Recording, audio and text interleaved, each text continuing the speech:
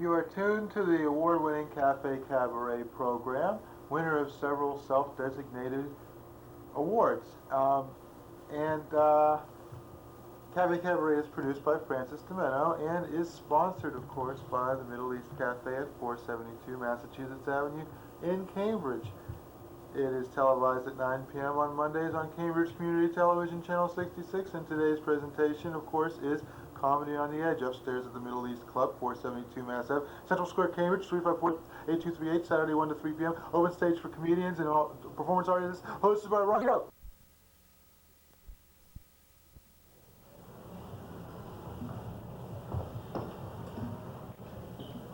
Ladies and gentlemen, I don't want to hold this thing close to my face. I'm afraid. Who knows what disease is the last person that had? Wait, you were the last person. Oh, okay. Who knows what diseases I have? You know, I'm running on a platform of better health care, but don't let me kiss your baby because who knows? I might have something that the baby might not like. Welcome to Comedy on the Edge here at the Middle East Cafe, located at 472 Massachusetts Avenue, Central Square in Cambridge. And we have it here every Saturday from 1 until 3 in the afternoon. And, you know, I should have followed that thought because now I forgot what brilliant thing I was going to say next. Oh, my name's Francis DiMenno. That's not the brilliant thing I was going to say. It had something to do with health care. I'm not sure. Oh, don't you hate it when you catch the baby's cold? Who would have thought that a baby could have a disease that would lay a 200-pound man like me low? Oh, but here he is. No, Steve, please come back. I'm sorry. I know I'm inconsiderate and everything, but ladies and gentlemen, welcome to Comedy on the Edge. And here he is, perhaps the most incredibly witty and suave guy in all showbiz, Mr. Steve Iskovitz.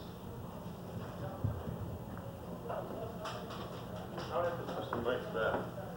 I like the other one better.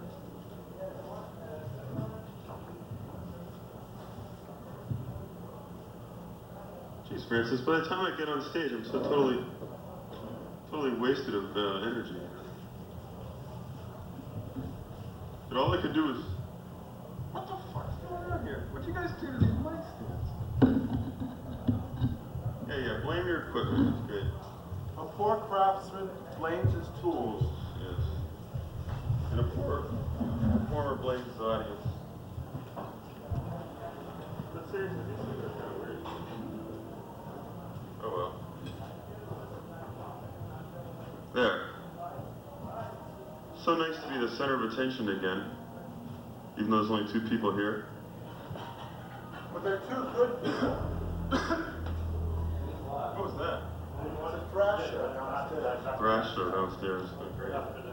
Well, it's awfully crowded out there today on the street. Has anyone been like out on like Mass Ave at all, walking around? It's a really warm day. It's really nice out, and there's people everywhere, and it's total madness and it's total torture. And I don't know. That's the thing. It's weird. Like spring.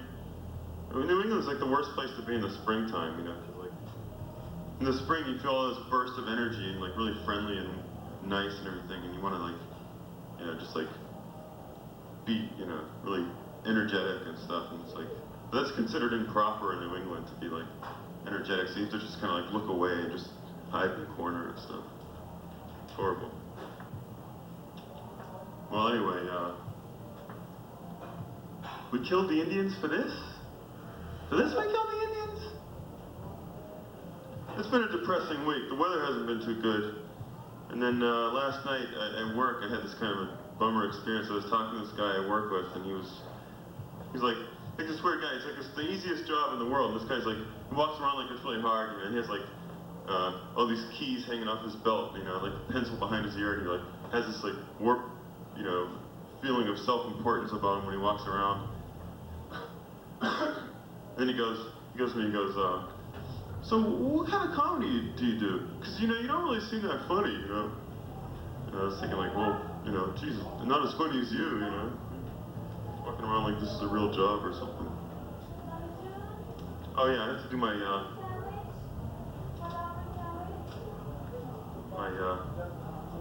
capitalism routine. This is my message about capitalism.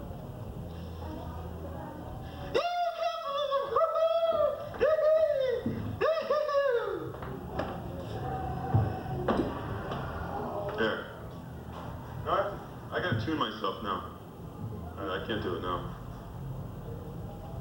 Hey, there's an audience. All right, I have an audience. Great. Just now that I'm warmed up.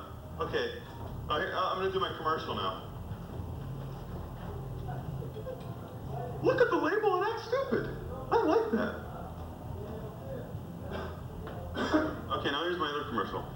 Drink goat's blood this afternoon. Entertain guests tonight. Satanist rug cleaner.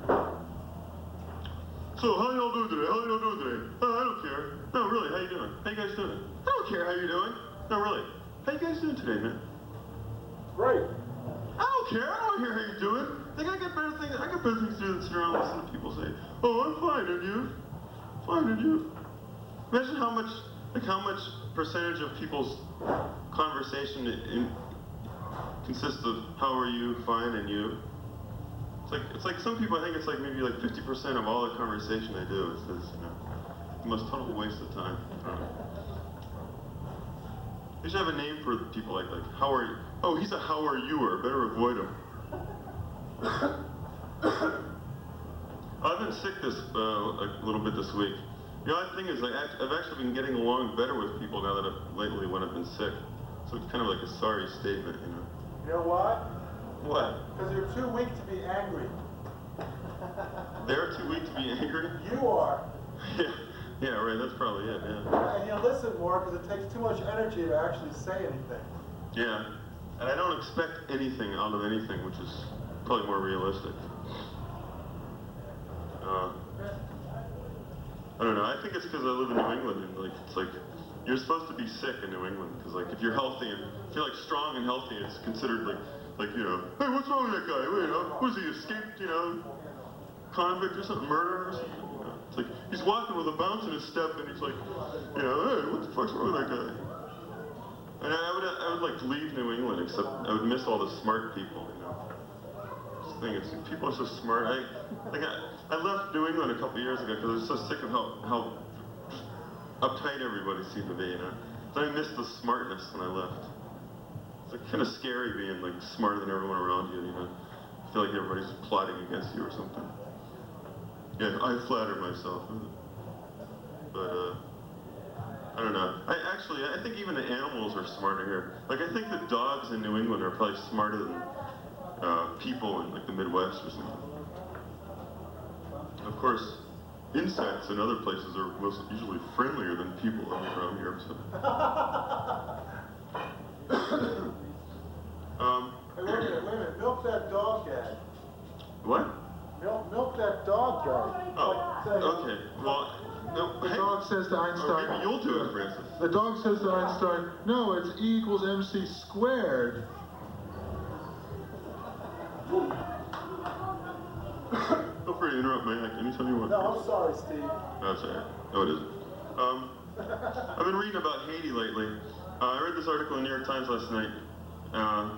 They said that Clinton is going to be forced to actually act on Haiti. He's going to have to either open the borders or invade and get rid of the military people there.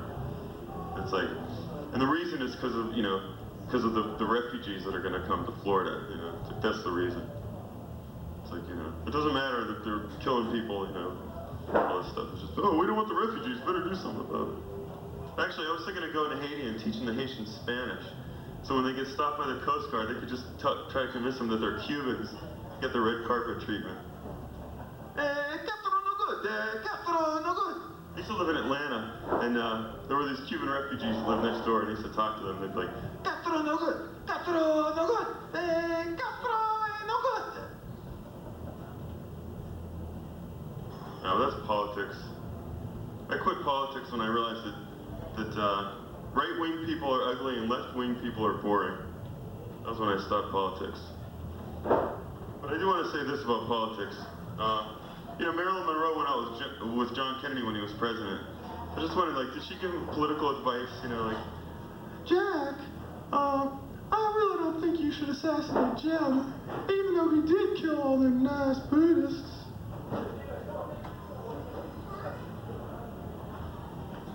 There was a thing in the paper about Robert Kennedy yesterday, and somebody auctioned off this letter that somebody wrote to Robert Kennedy. It said, no, it was like to Marilyn, to Robert Kennedy. And he said, I understand you and Marilyn are a hot item. Why don't you bring her back east next time you come? Something like that. I don't know. There's no joke there, but it's just a strange thing I read in the news. It's like, read that in the newspaper, just don't forget it. So they're making handguns illegal, but nuclear weapons are still legal. I can't figure that out. I think they should make it illegal not to own guns. It'd be easier to enforce. Just go after the little guys. Anybody, do you think I was thinking maybe Sergeant Carter was a Russian spy, I don't know, because this whole CIA thing with the spies. He could be passing messages to Bunny, Bunny, it sounds like a code name, Agent Bunny. Well, you guys probably aren't into politics on a day like this, so I'll just make this quick. But I read this thing about the CIA. Senator Moynihan actually wants to abolish the CIA. He's trying to introduce this bill. It's amazing. They're actually debating it in Congress. This big thing. No one's talked about it in the open, since they started. Now they're Congress is having this big debate now about it. It's really weird. They're gonna have the FBI overseeing the CIA. Anyway. And the same day, the day after that happened, it was in the New York Times, and it wasn't even in the Globe. And of course it wasn't in the Herald. You know what the headline in the Herald was the day after this huge story about the CIA and the FBI? Here was the front page headline in the Herald. Mass assault on kid porn planned. Bay State tabbed for Fed program. Program, it's the longest word the Herald ever had in one of their headlines, 2 syllables, whoa, man. Great. Yeah, they like the words kid, porn, prez, feds, hub, hub. Did you ever hear anyone say the word hub in conversation? No, it's so really nice to be back in the hub again, Funny. It's yeah, but it was even better back in the 80s. They had Duke and Soves and Gorby. They can't use those anymore. It's if there's any, it could be no matter what the story is, they're well, we better put this on the front page. No, we can't put it's too many long words, forget it, page 12. Well, this is kind of a change of subject. I'm not even going to try to segue into this, but I worked at this place with these handicapped kids once a long time ago, and there was this girl. She was 12 years old. This has nothing to do with what I was talking about before. She was 12 years old. She's in a wheelchair, and she was sitting there, and we were doing artwork and stuff. And she, she painted it. She did this picture in the paper. It was just right in the corner. She didn't use the rest of the page. So I said, that's good. Well, why don't you use more of the rest of the page? And she goes, she had this weird kind of innocent, kind of catatonic way of talking. She kind of go like that, and she'd go, like that. So I said, well, why don't you use the rest of the page? And she goes, no, I don't want to. And I said, why not? And she goes, because I might fuck it up. It was one of those surreal things. I actually thought I was dreaming for a second. I had to pinch myself. Well, I'm thinking of starting a band. I have some more band names. This is a regular feature of mine, is my proposed band names. Kosher Quark, or along those lines, Top Quark in the Strong Force, or the Sergeant Carter Experience. Yeah, the strong. You guys read about the Top Quark? Yeah, the bottom quark. Yeah, but they just discovered the top quark. It was the last one they couldn't find. There were supposedly 6 of these quarks. They're the things that make up all matter or something. Strange quark. Yeah, strange, charmed, bottom, top, up and down or something like that. But they found 5, but they couldn't find the 6th one, and they just found it last week, the top quark. How about Sergeant Carter and the Money Men? Sergeant Carter. Sergeant Carter and the top quark. All right, I'm the top quark around here, see? But yeah, I was thinking so the forces, what is there? Electromagnetism, gravity, strong force, and weak force. Those are the 4 forces that operate the entire universe. So I was thinking they should have more like the smelly force, the stupid force, the ugly force, the snot force, the pig force. The bunny force. Bunny force. Hi, Miss Bunny. How you doing, Miss Bunny? Oh yeah, I knew this guy named Jan a long time ago. He was like a friend of my sister's. And every time he asked me a question, he'd go, before he'd answer. So what do you think about that? He lives in Santa Cruz, you know. That's how people in Santa Cruz are. It's like, if you say anything more than, it's like you're too aggressive. Like, it's like, what? If you say, it's like, hey, man, what are you know? Get back off, man. Oh, sorry. No, that's better. So everybody's making a big stink about Tanya Harding and like people like Tanya Harding and Charles Manson, people like that getting paid for like interviews and books and rights on what do you call it, royalties for songs and stuff. There's a dream couple. I wouldn't. That's like the kind of joke that Seinfeld would tell or something. Yeah, like sour grapes. Right? No, but yeah, so everybody complains about them, you know, it's like, no one complains when Norman Schwarzkopf gets paid for an interview, you know. How many people did he kill? 50,000? You know? Manson killed one, Tanya Harding hurt somebody's knee. It's like, Norman Schwarzkopf, great hero, you know. Bush, you know. They do like, bomb all these people as they're like fleeing from Kuwait, you know, it's like this road of people and they bomb them for like 3 days straight or something. Nixon, yeah. That's right, they paid him for those interviews, jeez. So I was sitting on the lawn at Waltham Common the other day, and I had this. I was in a weird. As I said, I was kind of sick, you know. I had this weird thought that like, what would happen if trees? What if there was like a war between people and trees, you know? But like trees actually attack people, you know? It'd be like you're sitting under the grass, you're like. It's a strange thought, really. So yeah, but I don't know. This whole thing about like interspecies communication and stuff. I mean, it is kind of important, you know, like trying to understand, you know, plants and other animals and stuff. Like that's what the New Age people are into, you know. I mean, they're kind of weird, they're kind of goofy and stuff, but they have a point. So I decided, okay, I had some extra money, so all right, I'm gonna try to understand these other species. So I bought a dolphin and a chimpanzee. Except the dolphin turned out to be a liar, and the chimpanzee spoke Dutch, so I couldn't understand what he was saying. Can you imagine though if you could cross a chimpanzee with a parrot? You know, like the intelligence of a chimp with the vocal cords of a parrot. That'd be great. What would he say? I don't know. I couldn't. I mean, there's a setup for a joke, but okay, all right. I got it. Here he goes. Francis DiMenno as a cross between a chimpanzee and a parrot. Shit in my cage today. I did 8 hours of repetitive tasks. I hope I get a banana pellet. Shit in my cage.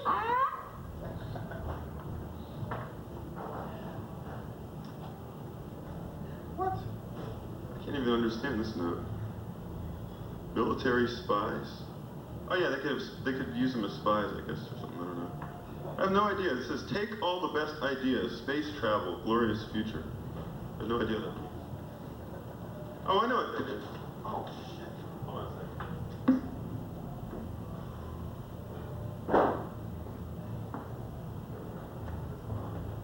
Commercial break.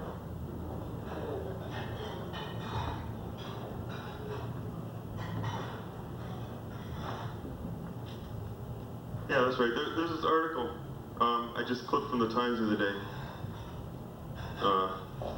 The headline is, Air Force launches rocket and satellite. And then, it's like this little article on the bottom of the page. After several delays, the United States' most powerful unmanned rocket blasted off today, carrying a satellite for the Pentagon. Yeah, right, yeah. The Air Force, which kept the exact launching time secret for security reasons, has refused to disclose details about the satellite. But military experts say it is an electronic eavesdropping craft. The 20-story rocket. I mean, you never hear about this, like they don't talk about this on TV, right? It's just like this little article in the Times. The 20-story rocket. What is that? How big is a Hancock Tower? Like 40 stories or something? It's like half as big as that. it should have gone up in June 1991, but problems with the forced them to transfer it to another, prompting a long and expensive wait. You know, yeah, right. It's like, how expensive? I don't know. What are they doing? Who knows? Who are they eavesdropping on? And for what reason? I don't know. Maybe they're watching us right now.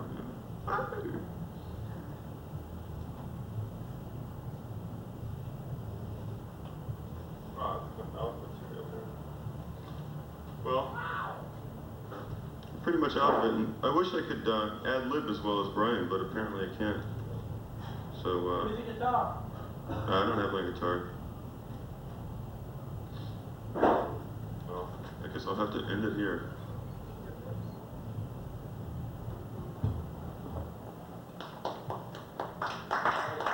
A big finale from Steve Iskovitz. It's okay to throw money. Hey, let me do my capitalism thing with people who weren't here before. Do your capitalism thing. I did this just before you guys walked in. This is my tribute to capitalism.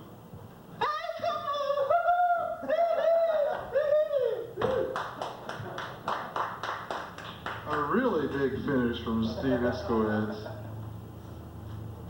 I envy Steve, you know, he's got his, but you know, he did say something about the CIA and them talking about abolishing it, and that's the first time. In 1977 they were talking about that in the wake of the Carter administration. What do failed democratic administrations who send helicopters to war zones which collide in midair have in common?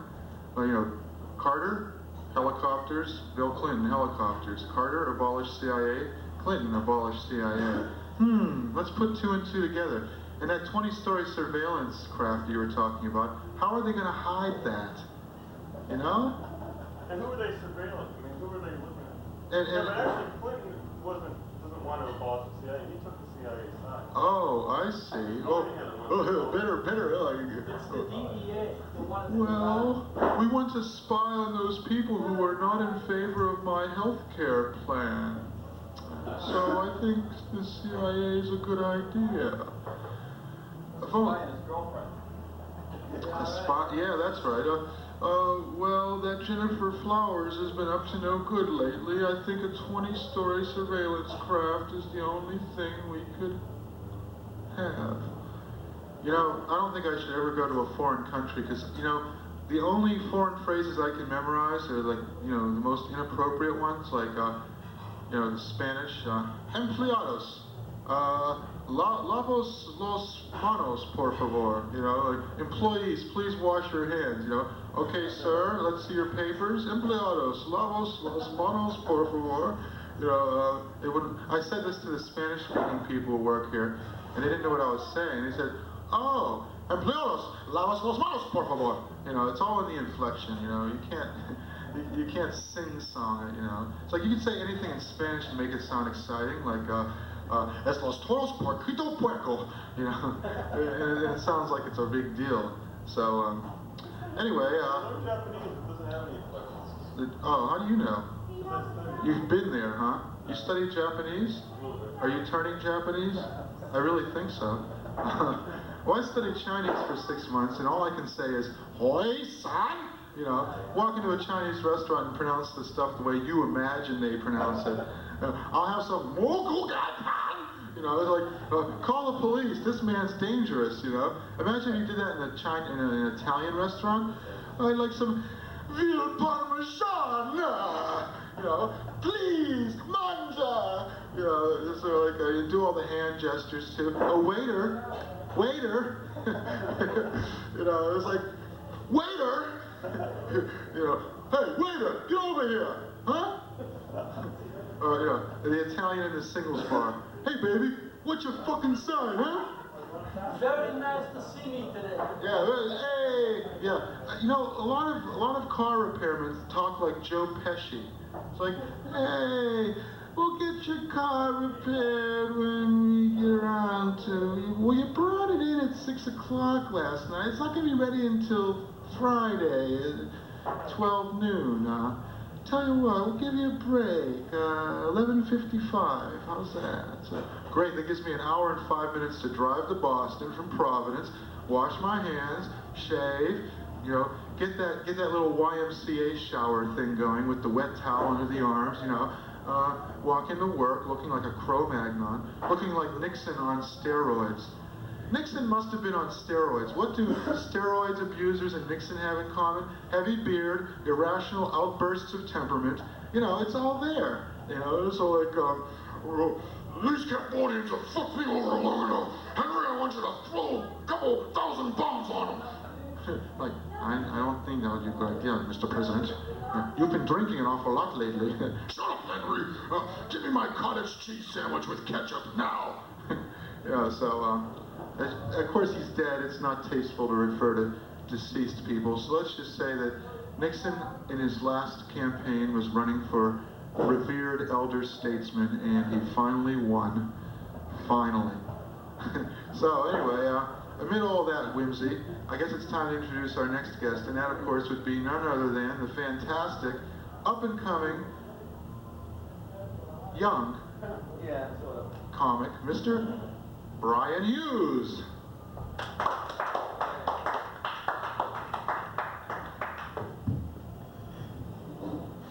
Good evening, ladies and viruses.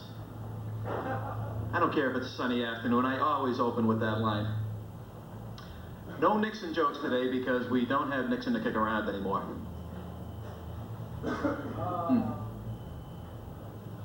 I heard in the news that Barbie turned 35 last week. Anybody hear about that? 35 years old, she's approaching middle age now. Think it may be time for a little plastic surgery? Maybe a few silicone implants? She might already have a few of those. Of course, there's some real life people, Hollywood types, you know, that have had a lot of plastic surgery, you know, like Cher, for example.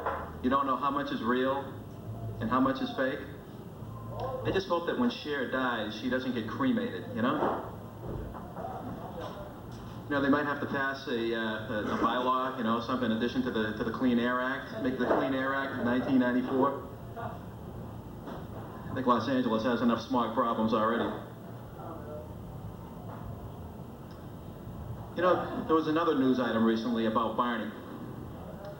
Barney, the dinosaur, the multi-million-dollar enterprise. It involves a woman from Worcester, and it seems like what happened was this woman was dressed up in a Barney outfit, and she went to entertain some of the little kiddies at the local shopping mall, when all of a sudden this thug comes out of the crowd and starts wailing, starts beating the crap out of this Barney character. I'll tell you, what's next? Are we going to have Barney drive-by shootings? How about a little old-fashioned Barney gangland slang? Can you imagine Barney stuffed in somebody's trunk? Okay, kids, let me out now. This isn't fun anymore. I don't know what it is that gets people riled up about Barney to the point where they're forming hate groups, you know what I mean? Really, what is it that motivates people to form hate groups? I mean, you know, Barney really, he's pretty harmless when you think about it. You know, with the I love you, you love me, you know, love, friendship, goodwill towards men. Kind of reminds me of another story once about a guy got crucified for that sort of thing. It's a true story. You know, he went around doing his love and peace shtick and, you know, got people a little bit pissed off. So, you know, they fixed his wagon. There's a hate group downtown today. Hate group? Who are they hating today? Some white supremacist group is marching in South Boston. Ah, white supremacists. Now that might be something a little more appropriate to vent our anger and rage towards. Actually, I have somebody I'd like to form a hate group towards. How about Roseanne?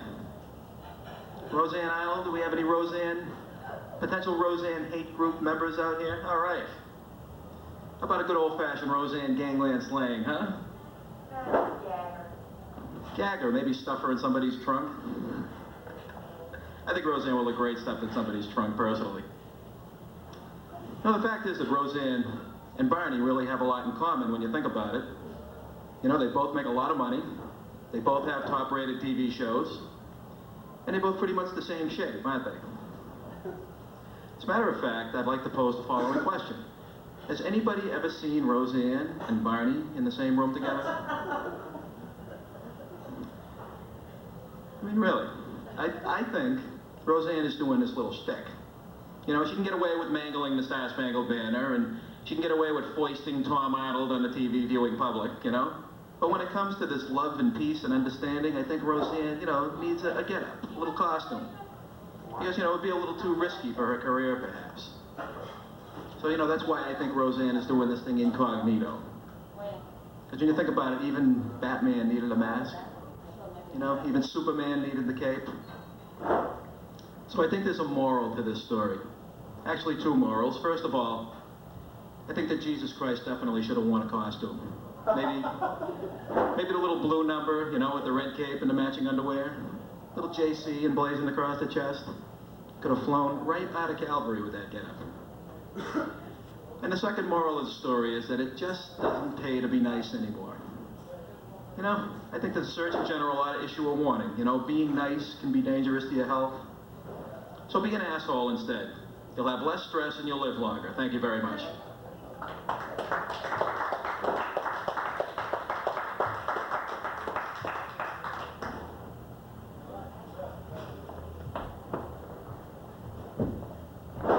Well, ladies and gentlemen, it's all in the pause, you know. Dick Van Dyke falls on his rump. I mean, it's all in the pause. Bob Hope, you know, 15 seconds between words. It's all in the pause. Jerry Van Dyke was on an interview show last night. And he said, at first I resented my brother, Dick, but now I realize he was very valuable in helping me promote my career by having me on his show several hundred times, even though I had nothing to add to his particular form of humor except my stupid, stereotypical hick playing the banjo number, you know. Now, hanging upside down with the Dracula cape and playing the banjo upside down, that's talent, you know. That's the kind of stuff you used to see on the Gong Show. But just playing the banjo and doing this sort of forgetful hillbilly number, you know, I think they should, I think ethnic stereotypes should get up and redeem themselves. This is going to be a controversial thing by displaying all the attributes which are the exact opposite of what people popularly associate with them. I'm a hillbilly, but I pay my taxes. I believe in the theory of evolution, too. You know? None of this like, yeah, you hear about the hillbilly and say, you know, I ain't gonna marry her, she's a virgin, and if she ain't good enough for her kin, then she ain't good enough for me. And now I like to do dueling banjos on one banjo. I only got one hand, the other one's a claw, got it sawed off at the sawmill there. Had a little bit too much of that shine. No, wait. I'm an educated hillbilly. Yee-haw. The derivation of yee-haw comes from 16th century German. And so forth, you know. Hey, how you doing there? Good, how are you? Brendan, like the hair, what do you use? No, don't tell me. Suave, right? It costs less, but it's just as good as the major brands. I'm moving into Grecian formula like you though, for instance. Oh, Grecian is the word, You know, Reagan, what did he use? Grecian Formula 2000? You know, 80-year-old man with a shock of black hair. You know, I always wondered about this. Black paint number 9. Aristotle Onassis, Grecian Formula 3 million. Black pillows. Yeah, there you go. Yeah, so, oh, Nancy, a white hair. Put the Air Force on a 3rd stage alert, you know? Sort of disproportionate sense of proportions. Where's the Herald? Somebody bring us the head of the Boston Herald. You know, I was on the subway and I was reading the Herald and moving my lips and nobody noticed. Why is that? You know? The poor Boston Herald, it's like sort of the New York Daily News with none of the grisly murder pics on the front page. Okay, we're gonna We couldn't find a real newspaper, so we got Yeah, we got the bird lining cage, the bird cage. close enough. Southie D-Day. 800 cops called in to avert violence. Aren't these guys on perpetual alert? I mean, shouldn't there be 800 cops always in Southie, you know? Yeah, the headlines probably mean, if they wouldn't give it such news, there wouldn't be any violence. Is this a black? That's true, huh? They're promoting it. Oh, it's about the supremacist group from Mississippi. They are going to march. You know, they assert white supremacy. They don't even know how to use an apostrophe. You know, it's like white supremacist apostrophe S rally. You know, it's like it's the hillbilly thing. You know. Big deal.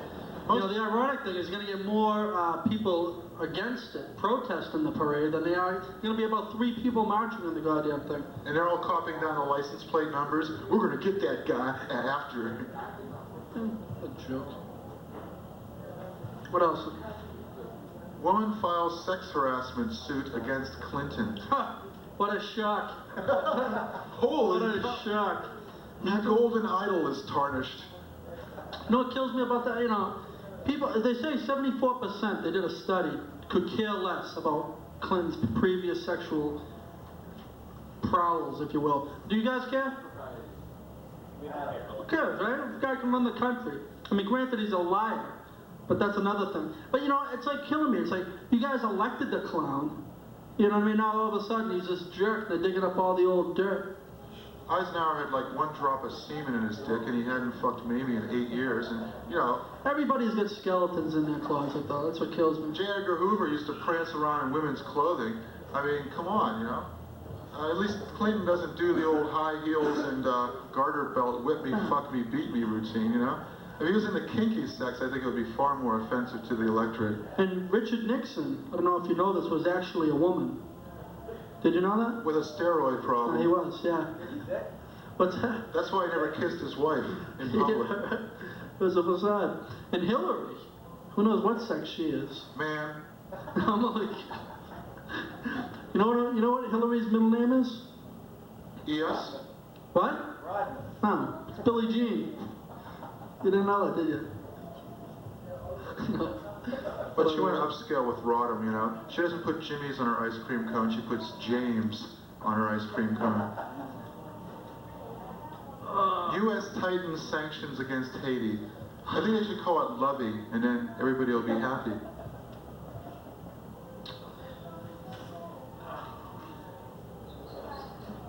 Catholic school enrollment grows for a second year. What was that for? Wait, did the condom joke. The what? The condom joke. The condom joke. I forget how it starts. Oh yeah, I mean, anyone hear about the guy who, no lie, a prisoner who cut his own penis off? Well, you heard about that. See, I'm not full of it. You know, a lot of people didn't hear about it. I guess it doesn't make news these days because it happens so frequently. Is that what it is? You know what I mean? But I guarantee you, if it was a German Shepherd that got his penis cut off, you sure as well would hear about it. You know, today in the news, 20,000 people get killed in an earthquake accident. But first, a sad note. The Wilson's dog Scruffy got his penis tragically lopped off in a freak lawnmower accident. What the hell's wrong with this country?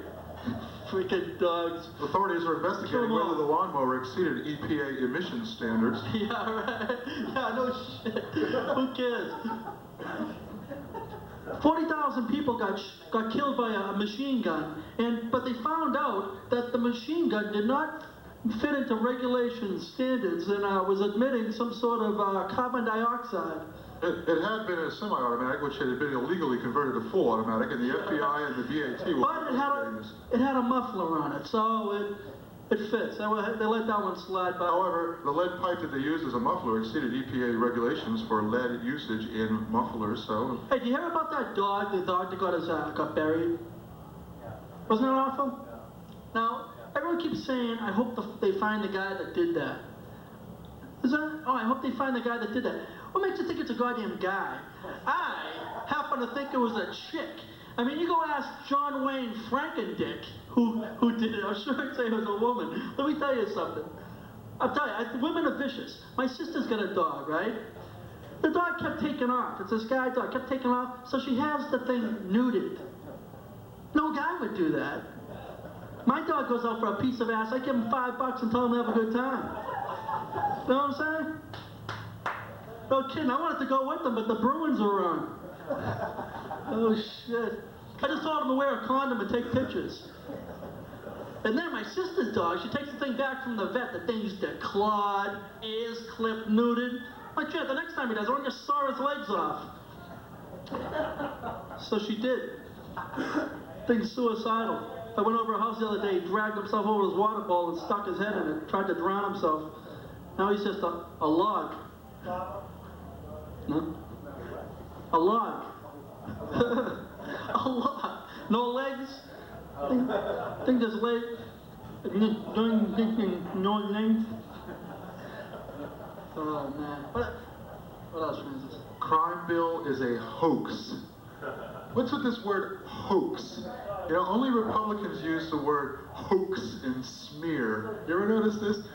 Hoax. It sounds like something out of Superman comics, 1963. It's not a dream. It's not an imaginary story. It's not a hoax. Superman actually dies in this issue. Great Scott. See next month, Superman number 265, to see how it turns out. You know. Oh, he's not really dead. He's just sleeping. It was a dream. Sorry, kids, but you know, you're 8 years old. What do you expect? Anyone watch the Superman on the new Lois and Clark? Boy, what a piece of ass Lois is, huh? Man, she is something. But you know, did you see the last episode? Did you follow it? It's sort of like a mini soap opera. Well, she's in love with Superman, but she could give a shit about Clark Kent. So Clark Kent goes over and tells her that he loves her, and you know, and he wants to marry her. And she's like, I just don't have feelings for you. And then all of a sudden, Superman shows up, and she's drooling like a madman all over the guy. You know, I'm thinking, typical chick. You know what I mean? You got Soulless Steel. You know what I mean? Superman's probably got $1 million. You know? Oh boy, that's a clever disguise. Glasses and a suit, as opposed to a cape. Boy, that fooled me. Why doesn't Superman just get all these pieces of coal and turn them into diamonds and give them to all the crooks, and then he can take it easy for a while, you know? Sit around, have a vacation. Come on, what does he need money for? He can rob a bank. Well, yeah, but no, that's the point. He fights crime, you see. I mean, okay, you're the most super-powered individual in the world. You can have any woman you want. What's your location? This is the 1990s where there's political correct. That'd be conflict of interest. If he starts turning in coal to diamonds. You put all those South African slave workers out of work. Yeah, we can't have that now. It's conflict of interest. You could find something. Superman. Can you imagine the engagement ring he would give to Lois Lane? You know, I made a little piece of it out of antimatter so it would be lightweight. You know? What else did she say? She said to Superman, she's wearing this sexy negligee, and boy, she is hot. She goes, oh, well, let me get a bathrobe. And Superman's, X-ray vision, remember? Come on. X-ray vision. So that means he's really looking at every girl he sees, you know what I mean? And they're wearing those tights. Oh, you wouldn't be able to notice that. You know, little tights looking at naked chicks all day. The X-ray. It'd be Superman walking funny, that's all I guess. Superman would use his X-ray vision to look through this bank vault, but it exceeds EPA regulations for radioactivity, and so he can't. Yeah, well, every time he looks at people with X-ray vision, isn't he giving them cancer? Yeah, right, sure. What a great pal to have, you know? Sort of like, so fuck with me, will you? I just scorched your liver, you know? One drink, you're starting to feel yours, baby. The environmentalists will be protesting. They make him wear special goggles. How much kryptonite does he have to put in his cocktail so that the alcohol affects him, you know? Mm-hmm. Put a kryptonite daiquiri. I don't like these sissy drinks as a rule, but... Daiquiri. Probably eats a ship of breakfast. Does he use a kryptonite lock on his bicycle? That's the other question I have. So like, can't pedal. Francis, what else is in the news?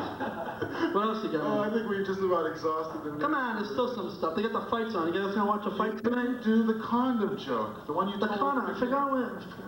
you know, the Oh, my miserable day. family. Oh, yeah. I joined up for this dating service. It's called the Infection Connection, right?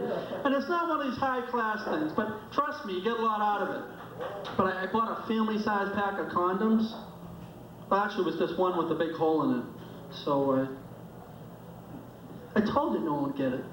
That's why, that's deliberately why Francis told me to say, because you know it stunk. No, it has a hole in it, right? So that's why the Pope endorses it. The family Pope tag values. Then they have the rhythm method condom. You don't have to actually put anything on. You just pretend to, and you just do it. You just have sex 3 months. And, you know. I'm sorry, Brian. I didn't mean to like. No, I was talking about boxing. Boxing. Let's do boxing. Any boxing fans? Do your Mike Tyson. Well, I don't really do imitations. I do Richard Nixon now. Want to see? That's about it. There he is. Yeah, man. Get up, stand up. I played with these guys last week. Oh yeah, right. I gotta quit my day job. If I had a day job. But what was I gonna say about boxing? Are you gonna watch the fight tonight with Chavez and the million fights? Do you see the Evander Holyfield fight? The one before it. The one before. Right. Oh, I saw that, huh? I tell you, this last fight wasn't bad. I was just happy that Evander was fighting someone under 100 years old. So I'm telling you, I thought he was going to fight Muhammad Ali next. I thought they were going to lock John L. Sullivan's dead body in the ring and have Evander stop beating on him. But anyways, this last fight, he, what's that? Muhammad. Yeah, the prophet. Oh, the prophet. Yeah, right. Yeah, supposedly he had, I don't know, in this corner they kept saying, the Lord is with you, Evander. You got these stiffs for managers now. These guys are a bunch of clowns. Kept saying, the Lord is with you, Evander. The Lord is with you. I'm like, he doesn't need the Lord. He needs a baseball bat. The Lord is with you. I was waiting for the Pope to give him the Eucharist and say, go out there and kick the shit out of him. I don't know. Where are you guys from? Newton. Where? Newton. Is that what BC is? Yeah. Oh. I like that place. I went to the BC prom. Well, not the prom, that dance. I didn't get laid. I had a good time. Hey, you're the only guys from Newton I've ever seen whose hair isn't thinning. Everybody I ever met from Newton is like half bald. Hey, bye, you guys. Thanks for coming. Our roommate is balding. Thank you. What's that? Our roommate is here. Oh, really? I think it pertains to your job. Do you guys work in high-stress jobs? I work for the state. Oh. Boy, that says it. That says it. It's like, that isn't realistic. I Dream a Genie. There's a show that isn't realistic. Here's a guy could have anything he wants, and he's in the Air Force. Now, I don't give a shit who you are. Maybe you live in a middle-class house, but no one would work for the government. You know? Oh, shit. He doesn't dream of much else working for the government. I can see my mailman showing up after he wins megabucks. Yeah. Probably. What's that? Why would you spend any time away from Genie if you didn't have to? I don't know. Barbara Eden wearing that pail on her head? That's attractive. He's a masochist, and the master thing got old, kind of. So what do you guys do? What do you do for it? You work for the state? Computer programmer. Oh, really? I didn't know the people that work for the state knew how to use computers. That's amazing. Now, how come you don't work for like a blue chip company? Stress. Is that the truth? I want a low stress job. Really, huh? I don't work. Is that true? You don't work? That's why you guys have your hair. That's right. It's a vicious trade-off. I started losing it, I quit. Well, the fact that you're probably broke is enough to lose your hair. So you got to find a happy medium. And I tell you, the state is the perfect way to go. Yeah. But anyways, well, I'm done BSing. I'm gonna introduce Francis, the wrong hero. Ladies and gentlemen, the wrong hero, Francis. Well, the wrong hero will be up in just a minute after we change tapes. You know, I don't want to sully the purity of the Comedy on the Edge experience with mere performance art, per se. However, thank you all for not laughing at me in half regalia, and I'm awful glad you came out to see Comedy on the Edge, and stick around because we'll be concluding our show with an appearance by the wrong hero. And good night.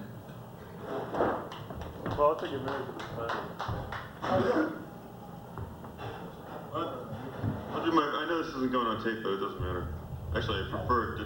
I'm going to do my version of The Kids Are Alright about schizophrenics. It goes, I don't mind schizophrenics living in my town. That's right. I know they won't shake me down. I have to work in the field to get it.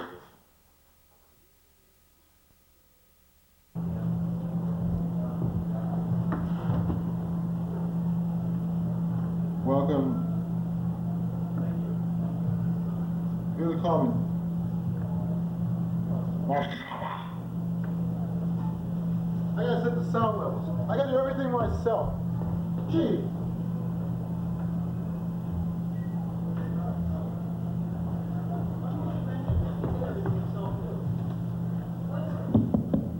Except birth himself. That's better, that's more like it. I'd like to introduce my co-host, Brian Hughes. No, I'm sorry. Brian Melvin. Brian, come on up here. Well, no, not really. I just thought we'd get up here and we co-host the show, you see. That way you can put it on your resume. Co-host of the prestigious Comedy on the Edge hour at the Middle East Cafe. Never heard of it. Well, you will in the years and months to come. Yeah, you'll hear that it was the least popular comedy show in all of Boston. Well, I think of all the good comedians that have never been here, really. Yeah, Robin Williams, Oprah Winfrey, Rush Limbaugh, they have made it, you know. So, Yes, it's a joke within a joke. unto itself.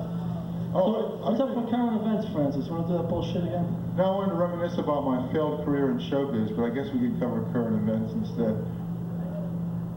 Is anything coming? What's that? I can do that next Sale week. show? Oh God, I've been to places. I've been to the Funny Farm in Louisville. The guy gets up and says, "No, you can say anything you want, but I don't want you using that C word." Now, what's that? Everybody in the comedians were all going, "What's that? Cash?" No, cunt? No, it's cocksucker, but I don't want you using that one either. Yeah, and all the jokes were incest jokes. Can you believe this? Well, you know, Louisville. That's pretty close out, man. And the biggest hit, the guy that made the biggest hit was a former policeman who chain smoked and like told all these jokes about how he used to pull people over for speeding. He made a big hit, I'll tell you. I went up there for 3 minutes. I said, "This isn't working. So long, One Eye." You know, and I was out of there. Really, gotta know when you suck. You gotta know when to cut your losses. I don't know what chain smoking. What do you do? Oh, you smoke chains, like, you know. I don't see the correlation of pulling people over and chain smoking. Well, you're on a chain gang. You're a policeman. You put them on the chain gang, and you chain smoke while you sentence them too. You know. Ah. Like he was judge, jury, and executioner, and he never got any sleep because he had 3 jobs. So. Yay! Hey. No, we're just riffing, man. Don't be backward. I put up 3 microphones because I figured you might want to come in and join the fun too. Like, it's the new Casper cartoon show. Yeah, I used to love that when I was a kid. It sent little chills up and down my spine. So come along, everybody, to the new Casper cartoon show. It used to really get me, you know? It was like, whoa! Now it's, of course, dun dun dun dun, but back then it was the new Casper cartoon show. Well, I'd like to introduce our first funny guest. That's a convention that they use in comedy clubs. Like, they never say, "I'd like to introduce this guy, he's a real bummer, you're gonna hate him, here he is." I forget his name. No, instead they say, "The brightest, perhaps most surreal comedian in all of Boston, a man who I've had the pleasure of working with for many years, none other than the magnificent Mr. Steve Iskovitz."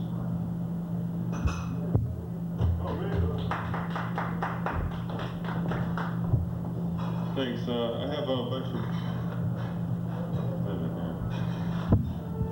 Where am I supposed to put this thing now? I have a bunch of scripted material, but I have a cold, so I decided to forget all my scripted material and just talk about phlegm. I think it's more relevant. Actually, phlegm is kind of relevant. I mean, you know, it's like one of the last taboo subjects that hasn't really been discussed, you know? It's like, sexuality used to be like this big taboo, and then like in the 60s they started talking about that, and then like homosexuality is like the last big one, and they're talking about that. But they never talk about phlegm and snots and stuff, you know? It's like a really big thing for little kids though. It's like really important, you know? It's like a big moment of pride is if you blow like a big green or something. Well, I've been thinking, why do I do are you guys comedians? I mean, you're like gonna go up? Alright. So in other words, there's no real audience. It's just a bunch of people waiting to finish your routine so I can go on. I was thinking like, why do I do comedy? Well, I don't really want to make people laugh. It doesn't really matter. Well, I don't mind it, but it doesn't really particularly matter. I just like to say interesting things. Actually, all I want out of life is a place to sleep, enough food to eat, and to be able to say what I want to say without having to work a job where I act like an idiot. So that's why I want to do comedy. Not that I like it, it's just I won't have to be an idiot any other way. You know? Let's see here. Oh yeah, they're having this big thing over at Harvard in a couple weeks. It's this thing for you know, Clinton's public service thing he's doing, where you can pay off your student loans by doing this public service thing. There's this big event, and this is actually true. George Stephanopoulos, Bruce Babbitt are going to speak, and Chucklehead and Boom Scalaboom are going to play. Like, what is Boom Scalaboom going to like do a special song like, "Can I take you to the ghetto? Would you like to see a slum? Would you like to see that guy over there? He ain't really a bum. He ain't really a bum." Is that true? Yeah, that's true. Yeah. It already happened now. I think it was last Tuesday. Oh, it already happened. Full material. Oh. Well, too bad I wasn't there. I could have got some good material for it.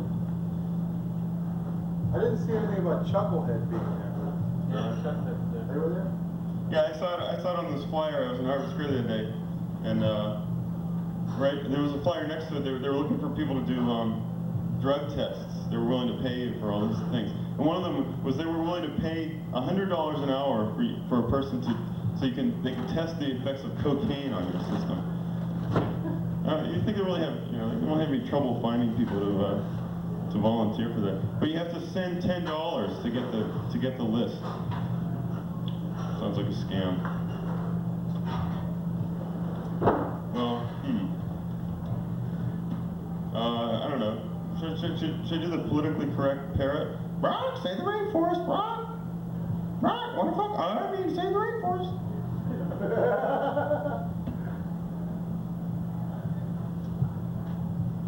Well, let's see. I still haven't memorized my material here. Oh yeah, Dan Quayle's interviewed on TV the other day. He wrote a new book, right? Where he misquotes everyone as usual. But he was talking about Aristide, and he's like, "Oh, Aristide, the guy who was in Haiti, the president, for a while." He goes, "Aristide's no Democrat. He didn't run the country very democratically when he was there." It's like this big thing that the conservatives are into, like making fun of Aristide. Like what do they want? For 100 years, people were murdering people and torturing people and everything in Haiti. And then this guy comes in, and he's like a pretty good guy. He tries to feed the poor, and stops the murder and all that stuff. But it's like, oh no, he's not good enough for them. And everybody criticizes him. Like, what do they want? It's like, well, it's still hot there, and they still speak French. It's really not that good. Okay, well, I'll go right into my other Haiti joke. Oh yeah, the Clinton administration says that, I can't think here, my brain isn't working. Woo! That's right, yeah. Testing cocaine, $100 an hour. I'm loaded now. No, I wouldn't test cocaine for all the money in the world. I did that stuff one time. I did like one line, I guess you call it. My heart was beating so fast, I was like crazy and have a heart attack. I wouldn't do that stuff for $1 million. No, I wouldn't, because I wouldn't be able to spend it, because I'd probably die from it. And so it was like about to die anyway. I'd like do it for $1 million and give it to my wife or whoever, somebody. Parting gesture, Partying gesture. I'd like to buy the world some coke. Keep it company. It's like the Pepsi thing. John Sebastian and Country Joe McDonald did this commercial for. Do you guys see that for Pepsi?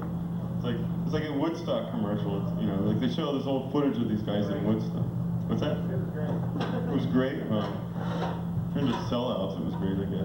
I thought it was kind of disgusting, but I don't know. I suppose in a way it was great. I don't know. That's Country Joe right there. He's back. Actually, I don't know. What songs did they do for Country Joe?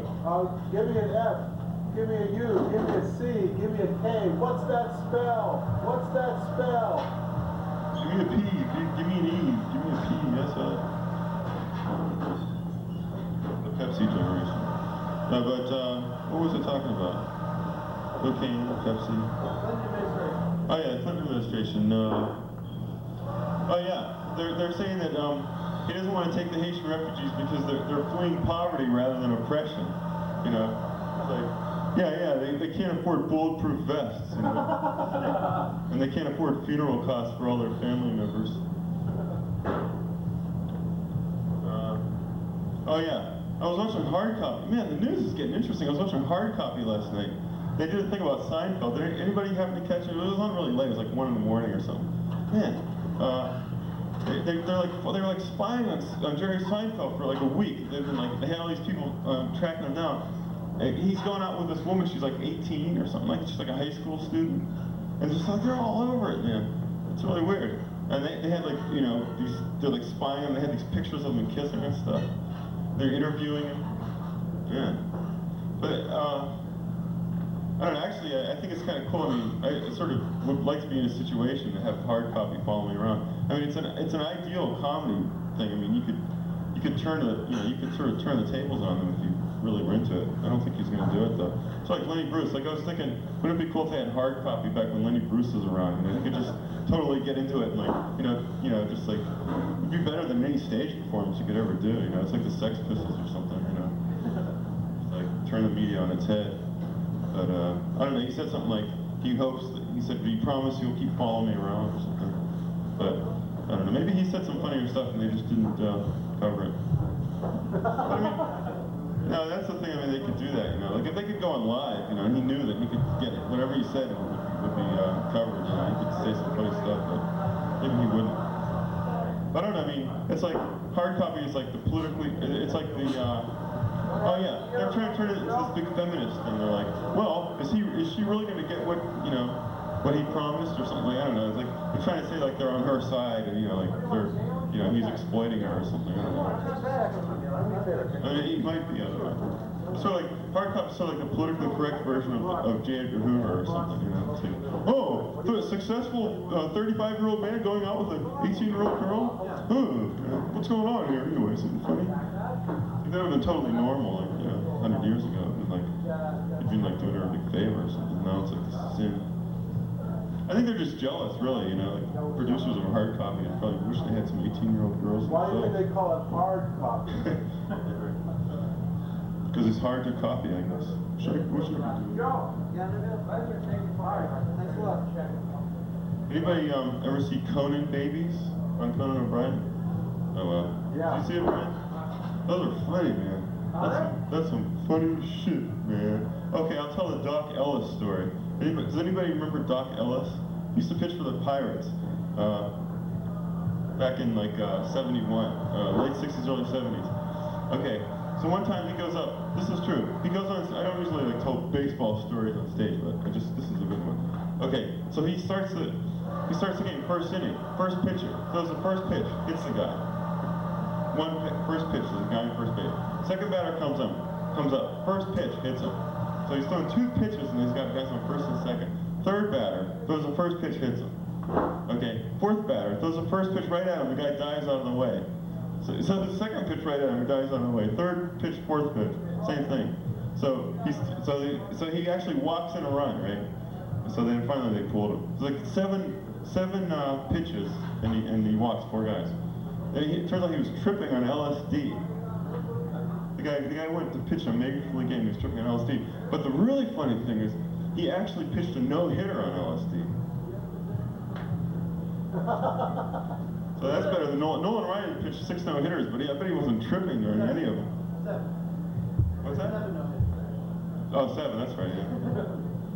That's right. I forgot. I stopped counting after he was like 45. I didn't think he'd do any more. Bill Lee used to get stoned. What's that? Bill Lee used to get stoned. Bill Lee? Who did he pitch for? Red Sox. Oh, he smoked pot before he pitched? Really? Wow, that's cool. I should do like a whole sports routine sometime. But anyway, yeah. So Disney wants to do this theme park down in Virginia. It's like near all like there's like 9 Civil War battlefields like within 20 miles of it or something. It's like you know, so it's like a Civil War historic theme park. You know, I don't know. So there must be like a million jokes, but I can only think of one. McClellan Mouse. That's the only one I could think of. There must be like 100 jokes that can be made about that. I saw this bus with a advertisement outside of it, and it was like this long ad, and it was pointing to 2 different windows on the bus where people were actually sitting. And the arrow is the first one. It says, if someone were smoking here, and then it says, someone would get cancer here. You know? It's like really annoying. I was thinking they could do like, if someone were preaching here, someone would be getting annoyed here. You get them because the bottom, you know, they're open on the bottom. It's sealed with the plastic, but the bottom is closed like that. Oh yeah, I was thinking of like doing comedy, like different audiences that would be like, you do like a nursery school, you know? Be like, man, I was telling jokes in nursery school, man, I had them pissing in their pants, man. Then I went to the home for the aged, man, they were dying, man. Oh man. That's the thing about senior citizens. It's like it's the stupidest name in the world, you know. Can you imagine? It's just like the most antiseptic, boring name. I'd rather be called an old motherfucker than a senior citizen. What if a person's not a citizen, you know? What if they're an alien? What do they call them, a senior alien?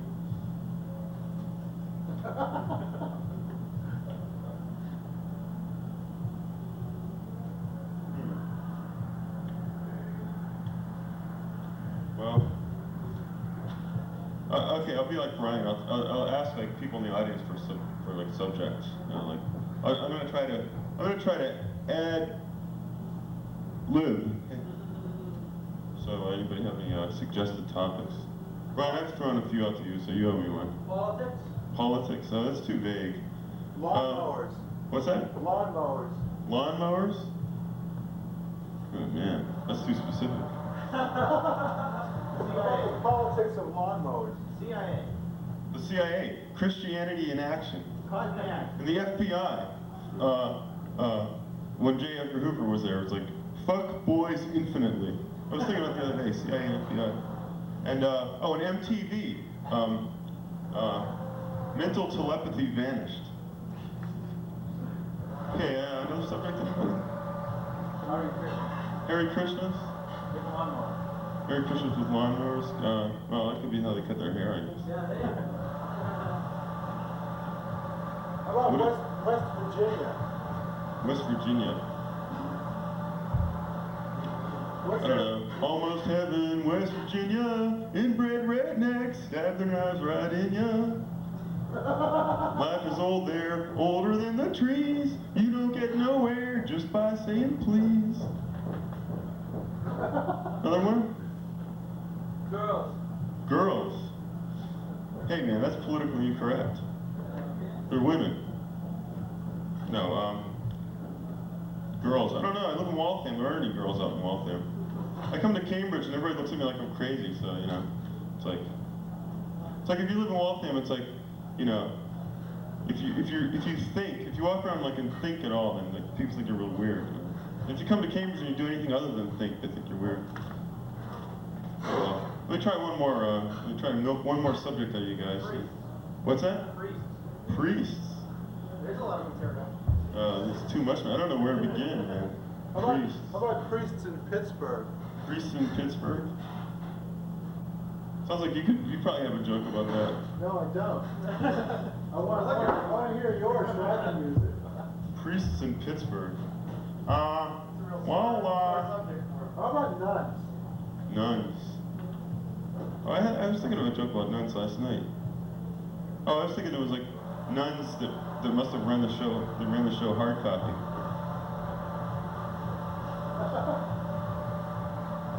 Oh well. That was like my first attempt at ad-libbing. I actually did better than I thought I would. Actually, those are all old jokes I had already thought of. So, well, let me just tell you a little bit about myself. I'm funnier than Michael Jordan. I played basketball better than Gina Davis, and I'm tougher than Macaulay Culkin. That's like my way. And my biggest claim to fame is that I have friends who read Shakespeare. I just saw a sign on the bus coming in. There's this new movie with Macaulay Culkin and Ted Danson. well, two people we haven't seen enough of lately. It's called Getting Even with Dad. Whew. Can't wait to see that. My girlfriend said to me the other day, she said, "I need you." And I said, "I know you did. Please don't do it again." You ever like start to say something and then like, you know, you realize it's not the thing you want to say and you have to change it? It's not always so bad if it's a similar thing. It's like you say, let's go to Cambridge. Oh no, I mean let's go to Boston or something like that. You know, that's not too bad. But if sometimes it's really different, like you go, well, you know, the thing that really bothers me, I really can't. I mean, can you pass the salt? There's no way to switch. You know, I actually did stuff like that a long time ago. I have this friend named Fred.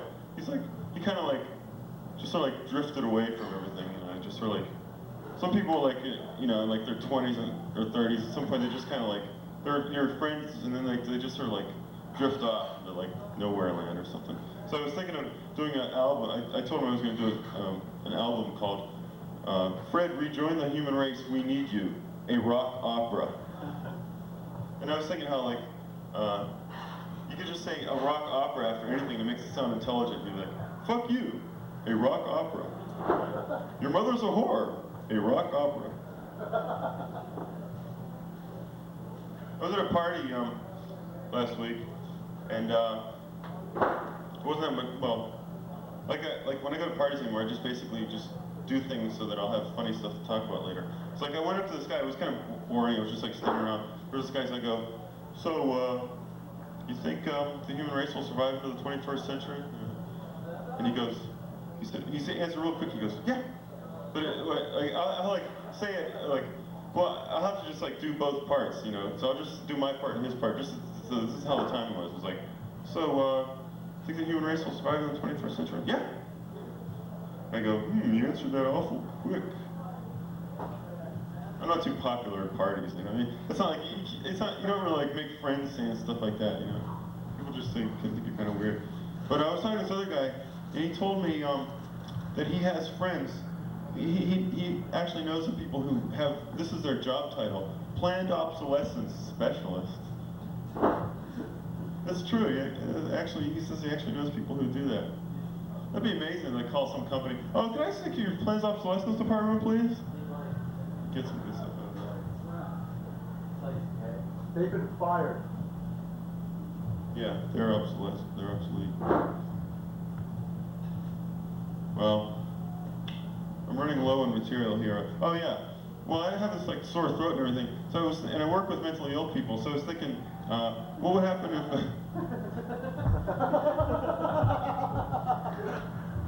All right, you guys want to tell me the joke here? Why is that funny? It's a non sequitur. It was your delivery. Oh, okay, great. It's like the woman on Saturday Night Live. She was interviewed in the Globe, and she said, people used to laugh at, they asked her how she became a comedian. She goes, well, people used to laugh at me, and I actually didn't like it. But then I said, well, I could learn to like it. I'm the only person you'll ever see on stage who actually gets mad when people laugh, you know. Hey, what are you guys laughing at anyway? Actually, that was a setup. I have a sore throat, and I work with mentally ill people. And I was thinking, what if a schizophrenic had laryngitis? Would he like whisper to his hallucinations? He'd be like, what? No. I told you I'm already dead. What? 3017. 41. Yeah. That's an actual impression of somebody. Jim from Jackson. What's that? That sounds like Jim from Jackson. Oh, the guy who did a lot of drugs or something. Jim Ignakowski. Well, okay, I'll make fun of the Phoenix. I'll tell two jokes. Okay, I'll tell my two last jokes. The Phoenix. I hate the Phoenix. I don't know if anybody reads, but I absolutely hate it. I bought it last week because I had to look for apartments, but it stinks. But anyway, I remember like in 1985 when the Sixers were coming to play the Celtics in the playoffs, and back when Julius Erving was still playing for them. They wrote this big article about Julius Erving. It was like 5 pages or something, and it was pointless as everything the Phoenix does is. But they said they described Julius Erving as both good, no, both bad in the playground sense and good. I mean, is that the most ridiculous description of a person? Both good and bad in the playground sense? It's like, for me, my friend used to make jokes about that, like, for weeks after, like, oh, go to hell, in the playground sense.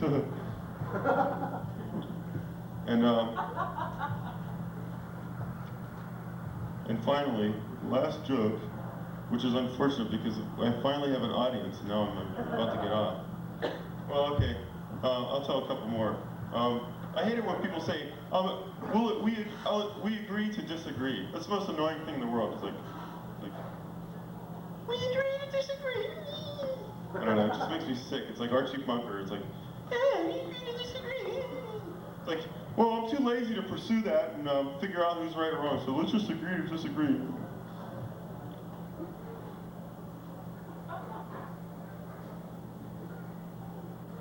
Well, okay.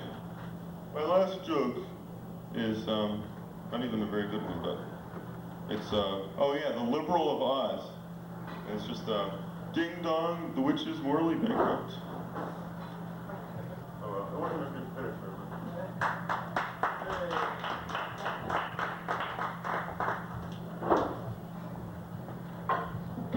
Wow, that's Steve Iskovitz. He really moves around, you know, and I really like that, because if you don't move around a lot on stage, people think you're doing Stephen Wright impressions or Ed Sullivan impressions, and he's been dead for 15 years, so. Yeah, wow, you know, whoa, yeah, like they think, hey, he's manic depressive, put him on stage, you know, but no, it doesn't work that way, because you have to be really focused and intent to be a real comedian.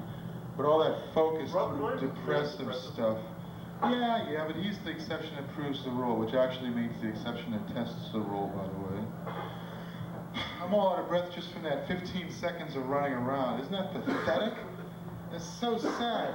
I mean, it used to be, you know, I'd be playing stickball at this fucking concrete block on stage. Now it's like, oh, I'm old and feeble. Put me out on an ice floe. To anybody. I wish I had my steel-toed boots. Then I could show you some hunting action. But well, yes. Stephen was talking about phlegm and how it's the big taboo subject, and well, except when you're doing Johnny Most impressions. And of course, I was thinking that Johnny Most is the Paganini of phlegm. Really, man. I mean, he's the Jimi Hendrix of phlegm. Paganini is this guy who did 15 variations on a theme for the violin. Paganini was a cool guy. Like, he had this violin, it has 4 strings, and he'd saw them in half so that he'd be sawing away like a madman. 1 string would break. He'd continue fiddling the same tune without missing a beat with 3 strings. Everybody's going, whoa, whoa, look at that. And the other string would break. He'd continue doing the same incredibly complex classical theme with 2 strings, and finally 1 string. Showstopper, yay! So, Johnny Most, you sort of like, I was thinking, gee, what if Johnny Most were on drugs, you know? It would be really wild. It would be even more surreal than his usual set. Like, ow, this is terrible. Humpty Dumpty sat on the wall. Humpty Dumpty had a great fall. On the king's horse, here comes Hamilton. Ow, he's stealing the ball. Oh, this is terrible, terrible, terrible. Here comes the 7 hills of Rome are beginning to smolder. Here comes Nero. He fiddles and diddles down the court. Ow, ow, ow, ow. This is terrible. So, anyway, so much for phlegm. And that sort of segues totally in a non sequitur to our next guest. And I only glanced at his name briefly. I'm afraid I mispronounced it, which is why I think people mispronounce your name. Please glance at it briefly and they think they got it. Got it. So please welcome his triumphant return to the stage, Mr. Brian Lewandowski. Hey, Brian Lewandowski.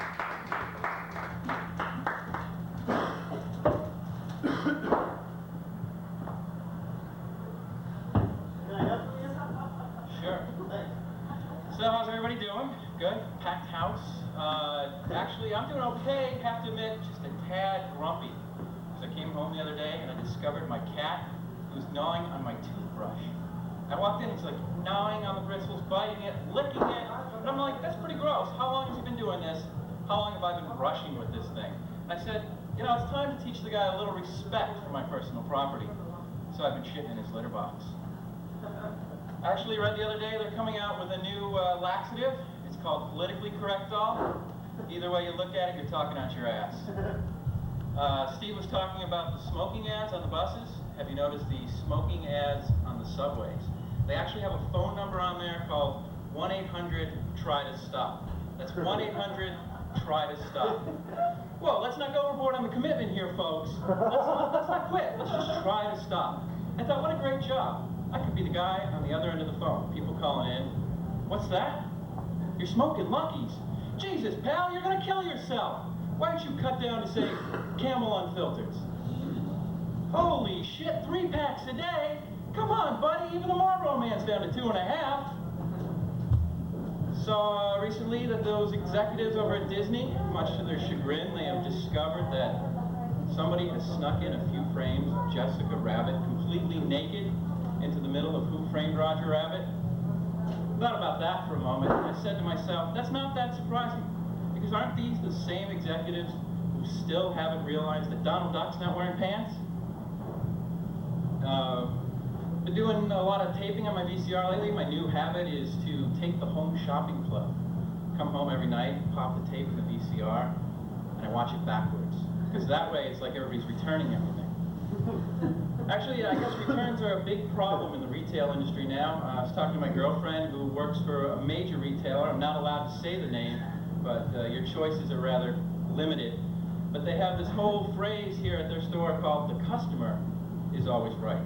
The customer is always right. So basically, you could walk into the store with a piece of string that you just flossed your ass with, hang a Kleenex on it with boogies all over it, go up to the counter and go, "Excuse me, this is a pair of jeans I bought at your fine establishment over 10 years ago. I put them in the washer. This is all that's left. I don't have the receipt. I paid $9 million for them, and I'd like my money back." And you know what? They give it to you because the customer's always correct. In fact, here's a great little joke you can play next time you go to your favorite retail establishment. Go down, go up to the counter, go up to the salesperson and go, "Is it true that the customer's always right?" And when they go, "Yes," you look at them and go, "Well, then that's my cash register. I left it here a couple months ago. Silly, forgetful me, I left it. That's my cash register. I'd like to bring it home with me." Bought one of those deer whistles for my car. You know, those little things you put on the side of your car. The wind whips through it, makes a sound, a pitch, an audible tone only deer can hear. They run away from your car. Well, shit for brains here. Put his on backwards.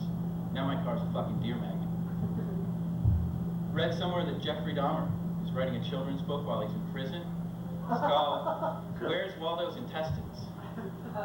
Actually, he said if that one sells, he's going to write another one called "Whackety Whack, I Chopped Up the Cat in the Hat." Actually, that's a pretty grisly way to die, if you think about it. But I think the worst way to die would probably be dying at the hands of the mummy. Because then, not only are you dead, all your friends knew you were stupid. Because basically, back me up on this, anybody seen these old mummy movies? You've got this moaning, groaning, shuffling, white cloud toilet paper guy who goes up with a well-tossed match. And he's coming at you real slow going, "Urgh." And if you don't get out of the way, get killed, or even get caught by this guy, you should just be branded with a big old loser label. Actually, I do have a bone to pick with Sammy Davis Jr., but unfortunately I can't because he's dead. But I'm thinking, Sammy, before you died, couldn't you have been a little more polite? Couldn't you have left your one good eye for Stevie Wonder? That way at least he could get out in public a little more on his own, or at least walk in circles. Speaking of dead celebrities, Karen Carpenter. Turns out at the time of her death, it wasn't anorexia or bulimia that killed her, and I'm not making this up, I read this. It was the fact that when she died, she was taking 80 laxatives a day. 80 laxatives a day. That's like eat a burger, boom, it's on the floor. Pass the teeth, pass the gums, look out ground, here it comes. Kind of gives a whole new meaning to lunch for people on the go. Actually, myself, I'm not that afraid of dying, because I believe in reincarnation. Actually, I'm pretty convinced in my next life I'm coming back as the Antichrist. Last week I discovered I could walk underwater. Truly though, if I could pick a favorite biblical character to come back as, I think it would be Moses. Because then bath time would just be a hell of a lot of fun. Water out, water in, water out. Hello, you little Egyptian, water in. The other thing about funerals and dying that has me scared is the funeral procession itself. Because you have a bunch of cars that can basically park wherever they want, go through traffic lights, break every traffic law, and just rush everywhere. And I'm going to myself, what's the hurry? Why the rush? They're dead. No need to rush. I actually saw a funeral procession the other day with only one car behind the hearse with its lights on. And I said to myself, you know, either this poor guy outlived all his friends or he didn't have it. So I went to my lawyer, drew up a will, guarantees I'm going to be buried at night. That way people going by will go, holy shit, that guy knew everybody.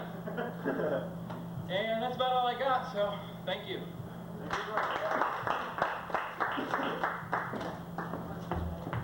Well, it was Brian. In fact, it was Brian Lewandowski. And I hope he comes back again and again and again. Got the timing, you stand the proper away from the microphone, and you know, that's all you gotta do, really. I mean, you say anything. Halva. Marshmallow! You know, and you're sold, you're solid, you're in there. Now, our next guest is a guy. He's a guy. What can I say? Hey, he's a guy. He talks about manly things. Yeah. But I'll tell you something. He's also a sensitive 90s kind of guy, too. In his own lovable way. So let's give a big hand for my friend, Mr. Brian Melvin. Thank you. You know, I was looking at my cigarettes and does anyone smoke here? You guys save the miles? You know what these miles are for? They're like coupons for nicotine addicts. Like that's what you really need. Like what's next? Coffee mugs for heroin addicts? Yeah, you buy 6 bags of heroin, but if you buy 7, you get this free coffee mug. That makes a lot of sense, huh?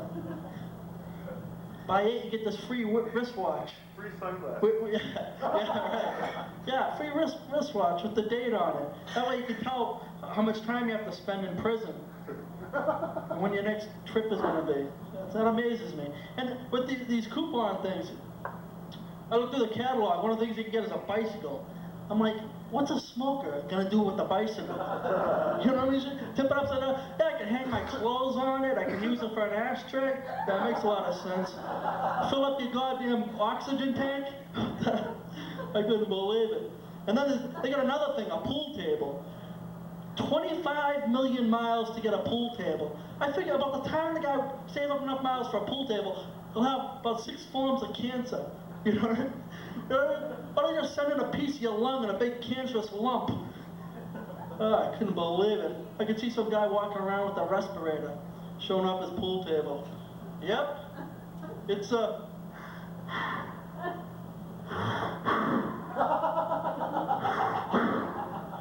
beauty, all right? Doctor says that when I get done with my chemotherapy, I'll be able to hold a pool.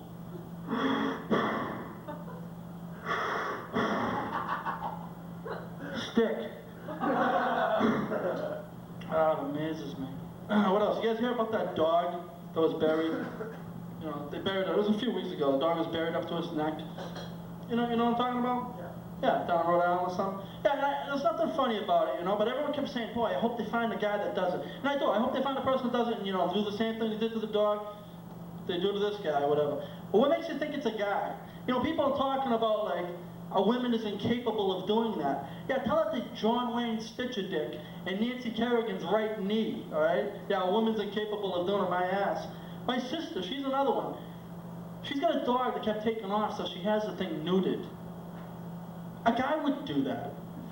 A guy would give the dog $5 and tell him to have a good time. You know what I'm saying? That's the thing neutered. I couldn't believe it. I was like, geez, Jay, think about this. Oh, no, they just drop it off. Painless. I don't know. Yeah, my dog goes out. I beg him to take me with him. I just told him that if he finds a girl that, you know, wear a condom and take pictures.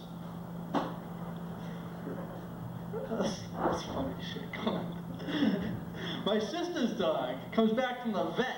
Thing looks like I hit by a train. Thing's declawed, ears clipped, neutered. I'm like, geez, you know, why don't you saw his freaking legs off? He could be a fat, lazy slob like your husband, only not quite as hairy. A little better breath. So she did. The dog just inches his way around the floor with his chin trying to kill himself, which he finally did. He lopped his head in his water bowl and drowned. Most pathetic thing I ever saw. Along the same line, sort of, a guy, you hear about the prisoner that cut off his own, he castrated himself? See, a lot of people didn't hear that. It amazes me. I suppose you guys didn't hear about the penis massacre in Beirut either. Right? Yeah, that shit doesn't make the news. Now, if it happened to an animal, you sure as hell would hear about it. Make the front page of the news.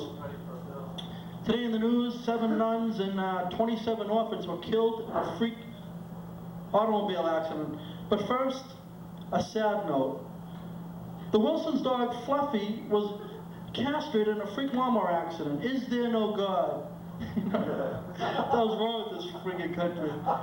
So anyways, I'll tell you about this guy who cut off his own thing, you know?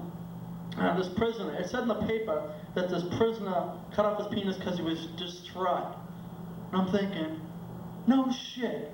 Jeez, I thought this guy would have been in his glee cutting it off. You know, I pictured him humming Whistle While You Work as he sawed away at his own pecker.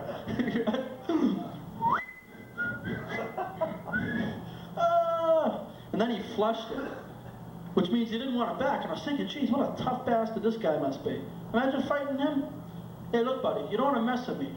I know 6 forms of karate, 20 forms of taekwondo. The guy'd be like, oh yeah? I cut my dick off. What a tough son of a bitch. And he flushed it. It's a good thing they got it before it reached the ocean, because I'd hate to be eating illegal seafoods and, you know what I'm saying? Imagine the fisherman who caught it. He'd probably be at the pier. Cod, haddock, flounder. Cod, haddock, flounder. What the? Cod, haddock, flounder. He'd probably be taking pictures with his friends. Swim, swim, swim. Oh, I'm sorry. That's if Richard Simmons caught it. Hey, you know some people are too nice? Let me tell you something. If Richard Simmons ever came to my house with anything less than a 6-pack of beer and $1 million, I'd punch him right in his fat head. You know, not to sound mean, but I'd throw his dealer mill ass off my porch.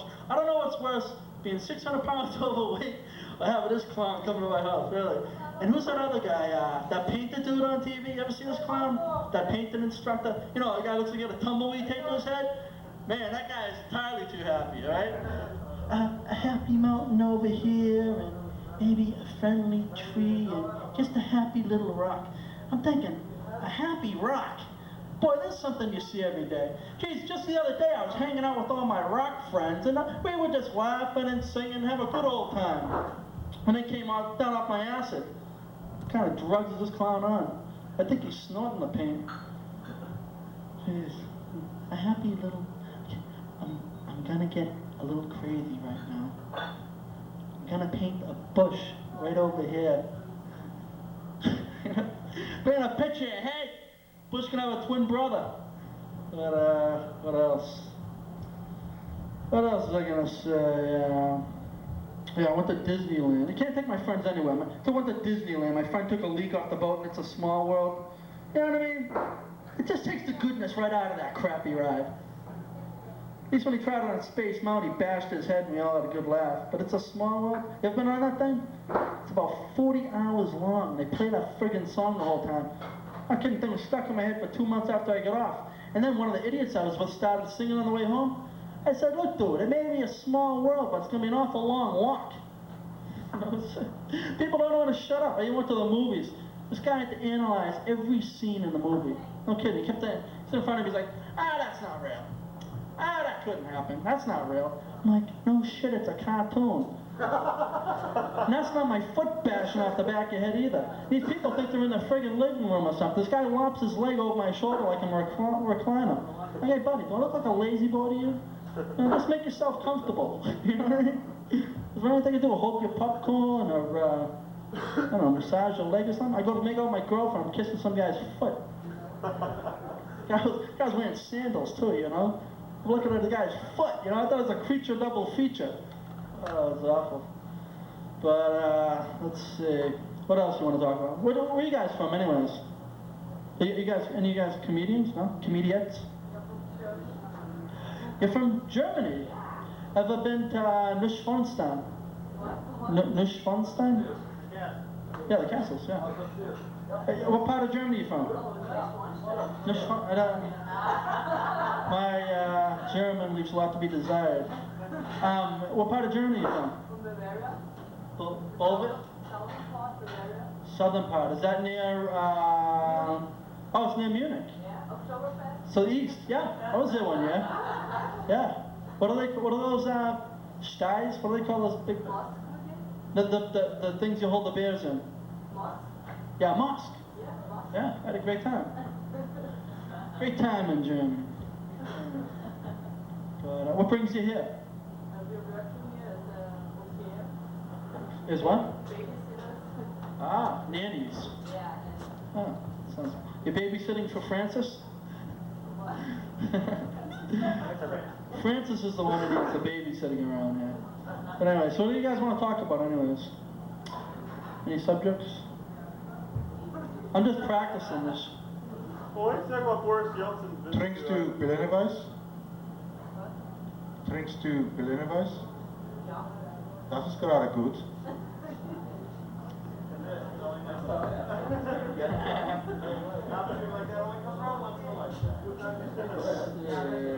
What do you think, Steve? Anything? What was that thing about Boris Yeltsin? Boris Yeltsin's in Germany and I'm meeting with someone cool.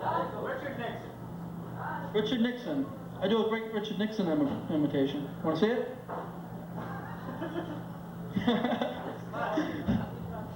I saw that one coming a mile away, I did. They told Reagan that Richard Nixon was dead. Yeah. They said, what? Flag Hughes now president? I don't think I have anything else to say, Francis. You got anything you want to talk about? Oh, let's bullshit for a minute. Bullshit. Yeah. This is fun. I like this. Francis like sports? No, but I'll tell you what. Let's do The Man Who Shot Liberty Valance. What is that? I fell asleep during that one. Oh, you did? I fell asleep during that subject. Oh, okay. Well, let's see. I I don't... did my Bob Hope as a math teacher. Sure. Sure, just everyone come on up. Bob Hope is a math teacher. It's the Maybe new the waiters in the back? cartoon show. I can't use a mic for it because There is a mic. Here. No, I don't need one. How about that tough work, huh? Thank you. Oh, thank you, Steve. That was a Steve Iskovitz minute. Well, Talk about Bill Clinton. Flintstones equipment. Bill Clinton. Do you guys care about his sex life? Bill Clinton. He's got Kennedy's dick, Okay. Nixon's scruples, and Reagan's memory. Do you guys know about Clinton? Do you guys follow politics? No? Yeah? Sort of making a mockery of the country, I guess. Politics is sports for people who are too fat to run. Run, you lazy bastard. You're a fat baseball player, age 40. I'll be a politician. Hey, this alderman here will be my ticket to presidential nomination. Hey, who's going to be the Republican nominee for president? The Republican, In 96. I would hope Kemp, but there is a possibility of Quayle. Who else is running? Dole. Dole. Yeah, I wouldn't mind Dole. Lamar Alexander. Who? Secretary of Education. Lamar Alexander. Wasn't he in Roots? Hey, I wrote a sequel to Roots. It's called Nuts and Berries. And then the Indian saga, Pemmican. I only watch shows written by American Indians, by the way. And anything else, forget it. It's not politically correct enough. Well, I don't know. I watched this show. It was called And Indians. You know, and it's like white man speak with forked oyster knife, fork, whatever. I opened up a casino in my belly button. Pull my hand. Piece of lint? Piece of lint? $1 million! Scary stuff, huh? Just keep your hands away from it. Oh, sorry. I didn't realize you were that kind of guy. I was talking about something interesting, Francis. Oh, something interesting to you mean? Yeah. All right. Well, what's interesting to me is probably, I don't speak for everybody, but I generally, Oh, I see what you're getting at.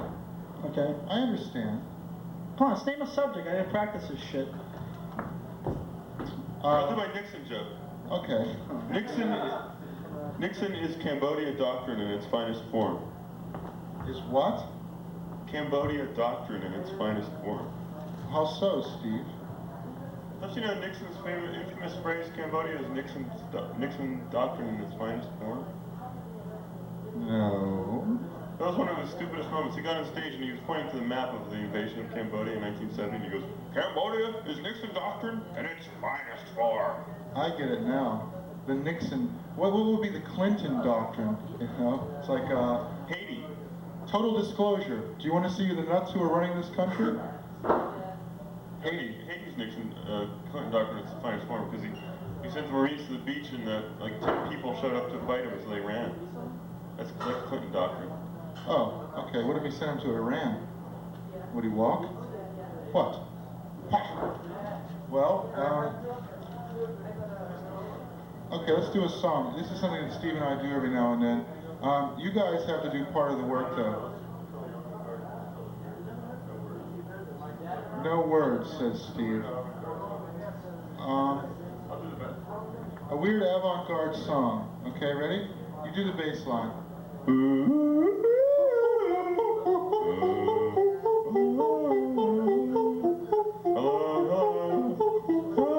I'm just a glass of water sitting here. I don't know, sore throat. I can hardly eat.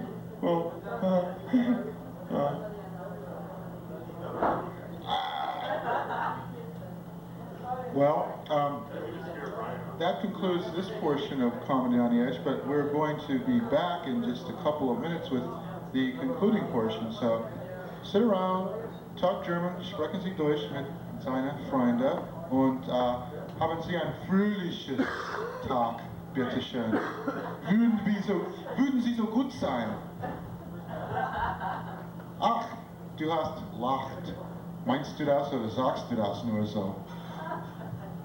See, I happen to be fluent in the tongue. Well, my accent leaves something to be desired. Like, ich bin, you know, it's like, lieber. Yeah, that's the stereotype of Germans in this country. Jolly, beer-swilling people with a mug in each hand going, lieber Augustin, mein Hut ist auf Dreiecke. You know, it's like, they're not all that jolly, believe me. I mean, you know, okay, they make $26 an hour, but, you know, 20% unemployment, you know, so it's here and there. It's up and down for the fine German race. And they have 13 states. Now, Americans expect that everybody knows all 50 states all over the world. Who can name even 2 of the German states? Schleswig-Holstein? Saarland? Westphalia? Bavaria? That's where the Octolieber Augustin stuff comes in, you know? It's right next to Austria. Hey, I think Austrians got a bum deal. Yeah, that's a great way to turn on a German audience. I don't like what you guys do to the Austrians, you know. What do we do? What do we do? Do we let them join our country? You know, why not? Hey, I gotta ask you guys a question. If France wanted to be a part of Germany, would you have them? Well, we wouldn't, you know. Everybody wants to know the answer to that one. So, inquiring minds. We'll be right back.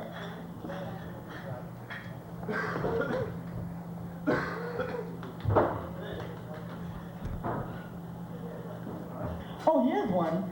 This guy's 5'6". Maybe I'll get lucky and he'll smoke too. Hopefully, he lives with his parents and has a drinking problem. Boy, what a score that would be. Chuck me a Pearl 4.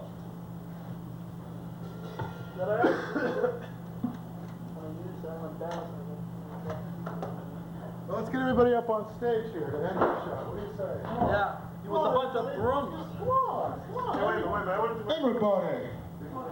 And we should Wait, hold on. Let me do my joke about anorexic cannibals. Yeah, what about, come on. You guys are like, you know, hey, you better stay away from those people or you might end up being vomited by a cannibal. Campbell. Hey, it's Cecil, guy that runs the Blues Jam. Yeah, come on up, hey. Let's come on, Brian, everybody. What? We're gonna sing If I Had a Hammer or something like that. I don't know. What? Come on, well, okay. I'll tell you what. You're a sport. You sing the theme from the Flintstones, and at the same time, I'll sing the theme from the Jetsons. Okay? On the count of 3. 1, 2, 3. Meet the Flintstones. Meet George Jetson. Meet the Flintstones. Jane, his wife. Meet the Flintstones. His boy Elroy. Meet the Flintstones. Daughter Judy. Meet the Flintstones. Jane, his wife. Meet the Flintstones. Flintstones. Dun dun dun dun dun dun dun dun dun dun dun dun dun. Did you notice I didn't know the words? You don't know that. What are you? You're not an American. You're a spy. We're from Bedrock. We're from. Okay, wait. There's a line in the Flintstones. I don't know what it is. It's like one day they'll be freckled when a fight. What is? Oh, maybe. Oh, okay. Maybe Fred will win the fight. What fight? The fight between him and the cat. So who stays out? Oh. Really? Boy. Thank you. I think he has a little too much free time. Really? Well, okay. How about All in the Family? GRO was Sal Red Great. It took me years to figure out that meant G.R.O. LaSalle ran great. So I returned the favor. Basically, it was GRO plus salary and grade. I didn't like Gilligan's Island because it wasn't realistic. Now, they never changed their clothes. Now, if the show was realistic, what they would have done is walked across that 10-mile-long skid stain that, you know, Gilligan had on his underwear. Yeah, it could have been like the Wizard of Oz, only instead of follow the yellow brick road, walk across Gilligan's big brown bridge of shit. My. What do you think? I don't like that. Pretty good, huh? I think that shit is an ugly word. I wrote that joke. Here's a little joke that I stole. I think shit is an ugly word. I think we should replace it with something nice, like brown monuments to a healthy appetite. Hey, all right. With corn. It's all in the delivery, yes. Side of corn. What? What's that? Side of corn. Side of corn. Oh, yeah. You ever notice the little canned creamed corn? Ooh, burr. So I want to do a product. It's called Jell-O oven cleaner, canned cream corn, cling peaches, and heavy syrup, and in a drum. Because when you're having party guests, you don't want to run out of canned cling peaches and heavy syrup, Jell-O oven cleaner, canned cream corn in a drum now, do you? Well, okay, they're loading on. Yeah, I think it's time for me to go. Uh-oh, that monitor over there says The Reaper. It's definitely time for me to go. Thanks for coming out to Comedy on the Edge. You've been a really successfully entertained audience, which is, of course, what we live and die for in this biz. Yeah, an intellectual in show business is sort of like, oh, I don't know. I don't know. Duh. Yeah, so anyway, good night, everybody.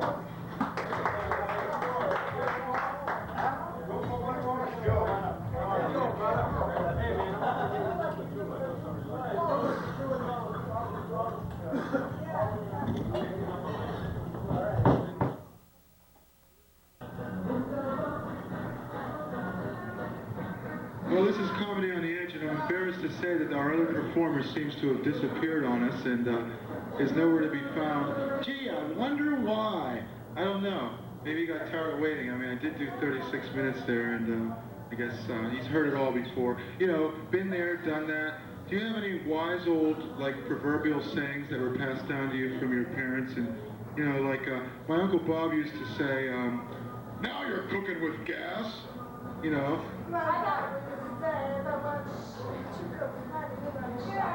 What's that?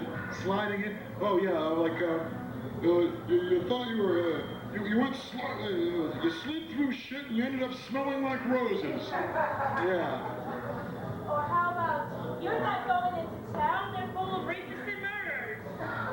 Yeah, my dad used to say that. He'd say, don't go to that club, it's full of drug addicts. You know?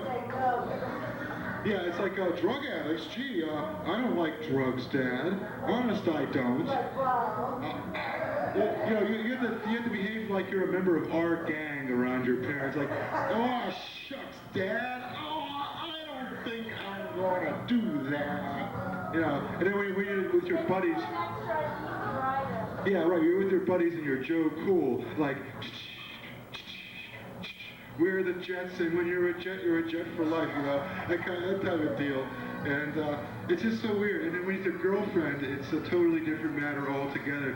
So everybody lives like several lives. Whereas I think women tend to be pretty much themselves a good deal of the time.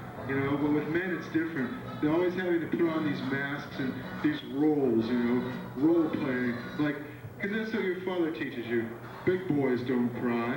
It's like, I'm not in love. Big boys don't cry. Big boys don't cry. Now don't.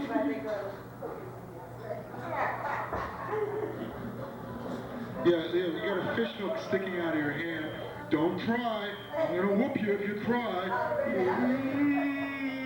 You know, it's so predictable.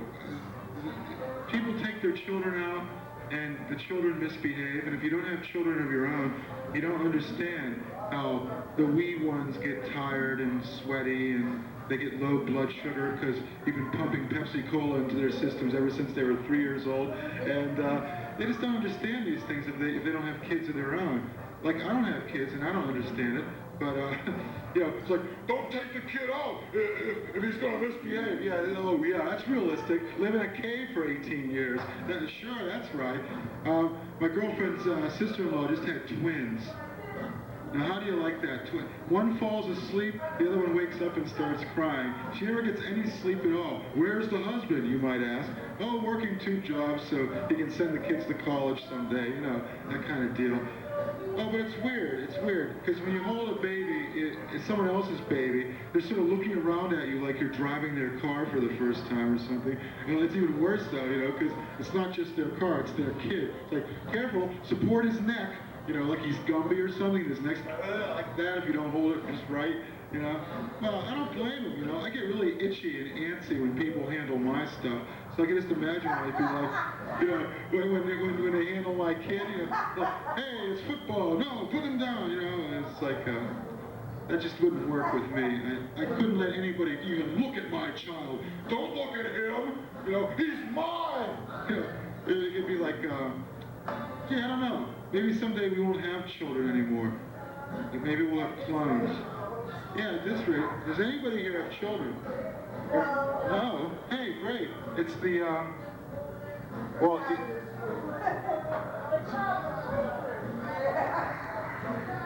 you know, all these people have these baby on board. They have these baby on board bumper stickers, so I'm thinking of getting a bumper sticker for my car. It says, I have no children, and my life is meaningless, so go ahead and ride off the road! That's what I'd like to do, you know? Or, you know, and all these people have these, ask me about my grandchildren on their cars. I got a bumper sticker that says, I'll bet your grandchildren do faster than 50 in the passing lane, don't they? It's not them I want to ask about, it's you, okay? You know, so, all right, elder bashing. You can't call old people anymore. You have to call them elders. Like, you know, they're living off in some village and they have this cane and they have these long beards and these pointed hats and they're incredibly wise.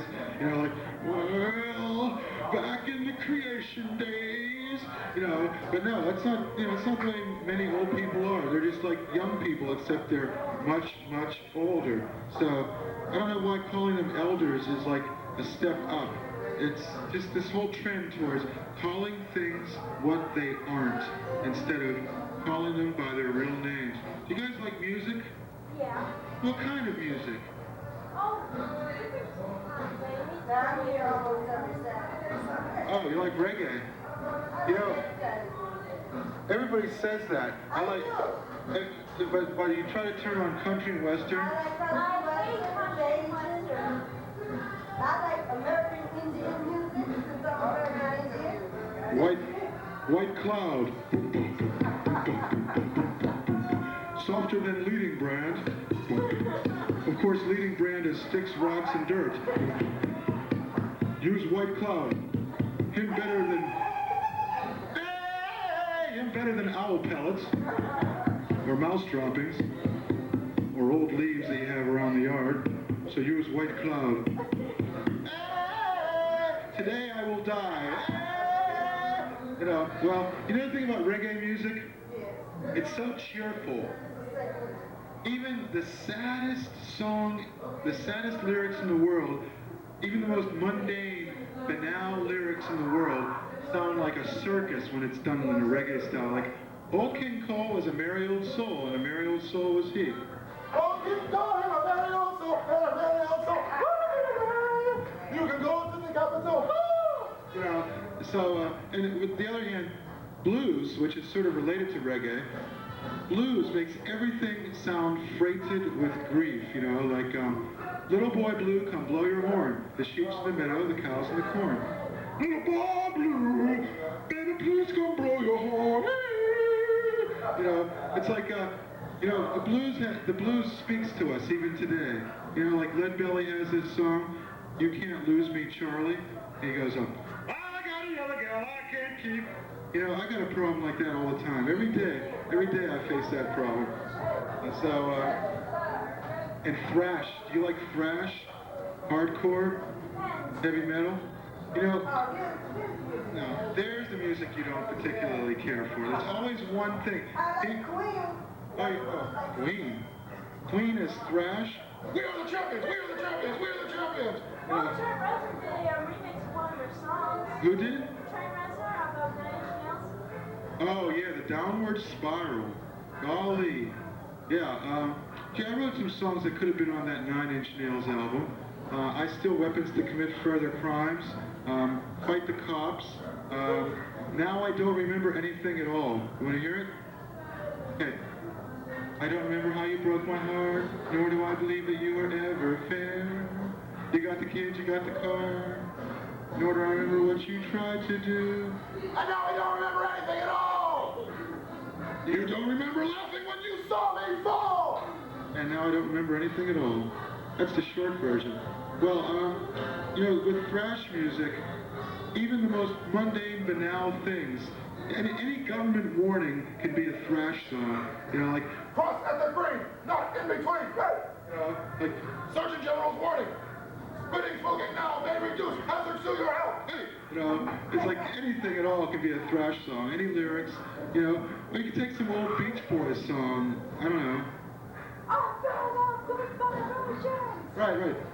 Oh, pick it up. Good vibrations, hey. Help Rwanda. Help Rwanda. You know, anything. An old Beatles song like, I held her hand in mine. Yeah, but that gets a little old after a while. Picking on thrash music. I like to do the national anthem as Frank Sinatra would sing it. Oh, that's mean. Poor Frank Sinatra. You know, they're already grooming Tony Bennett to be the designated crooner. You know? It's like, we don't have kings, we have pop stars, pop celebrities. King Michael Jackson, sorry, he had to abdicate. I feel like him. Oh, yeah, well, hey, I like him. Well, if you three were representative of the United States, then he'd be king of the world. I mean, I like him. I don't believe the charges. I don't either. And besides that, the parents, if it is true, the parents are the ones that are wrong. Don't tell me they're going to selling their kids. And even if it is true, what does that have to do with the music he made back in 1973? You know? Like, all the little birdies on Jaybird Street, love to see the rabbit go tweet, tweet, tweet. Well, you know, you sort of had to suspect even that. Or, you know, I think I Want You Back is still one of the greatest songs ever. Especially that bass line. Boom, boom, boom, boom, boom, boom, boom. Oh, give me one more chance. Won't you please let me get me worse? Yeah, or I'm going back to Indiana. Maybe you should. Indiana, here I come. Wow, who wrote these lyrics? You know, Gilbert and Sullivan? No, I don't know. John Philip Sousa? That's the thing. The songs were great, but the lyrics sometimes were a little simplistic. A, B, C, easy as 1, 2, 3. You know what? Barry Gordy actually wanted to have the lyrics go 1, 2, 3, easy as A, B, C. And then they talked him out of it then. Good thing too. Can you see it? And now the Jackson 5 with 1, 2, 3. 1, 2, 3, no. 1, 2, 3, no. 1, 2, 3. Yeah, it wouldn't work. Now there you go. You have a thrash song which is nothing but a countdown. 1, 2, 3, 4, 5, 6, 7, 8, now, hey! Yeah. 10, 11, 12, with the Ladybug 12, at the Ladybug Picnic, Sesame Street. Oh, okay. Yeah, Sesame Street. Sunny days, keeping the clouds away. Hey! You know, I'm a Cookie Monster! My name's Grover! I'm Miss Piggy! There goes Kermit! You know, you can check. Why do they call you the Count? Well, I'm about over, but I gotta say one thing. You can jazz up any boring, mediocre song just by throwing in the word hey. You know, like the Yardbirds, over, under, sideways, down. Hey! You know, all of a sudden it's exciting, you know? Yeah, it's like it's like three. Or when the red robin goes blah blah blah blah blah. T for two. Let's get a chorus going. Flintstones. Hey, meet the Flintstones. Hey, they're the water. Hey, Stone Age. Hey, hey. You can have a whole song with nothing but hey, you know. It's like. Hey, what you want to say? Hey. Yeah. Hey, what you want to say? Hey. Yeah. Just go on and on like that. Because you're mine. Hey, I walk the line. I spent a hard day working all the time. Hey. So, no.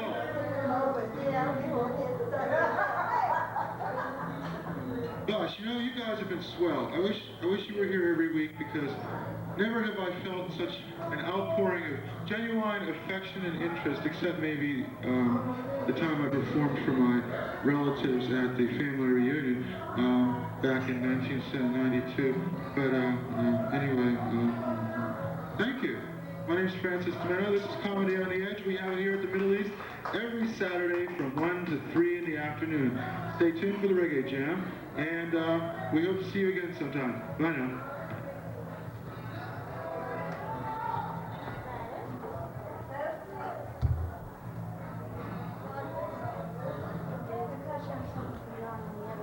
Well, we're certainly glad you could make it to Comedy on the Edge.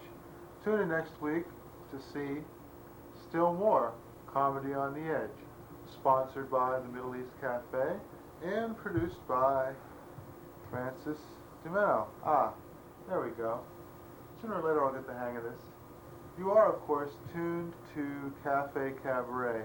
This is the humorous logo for Cafe Cabaret.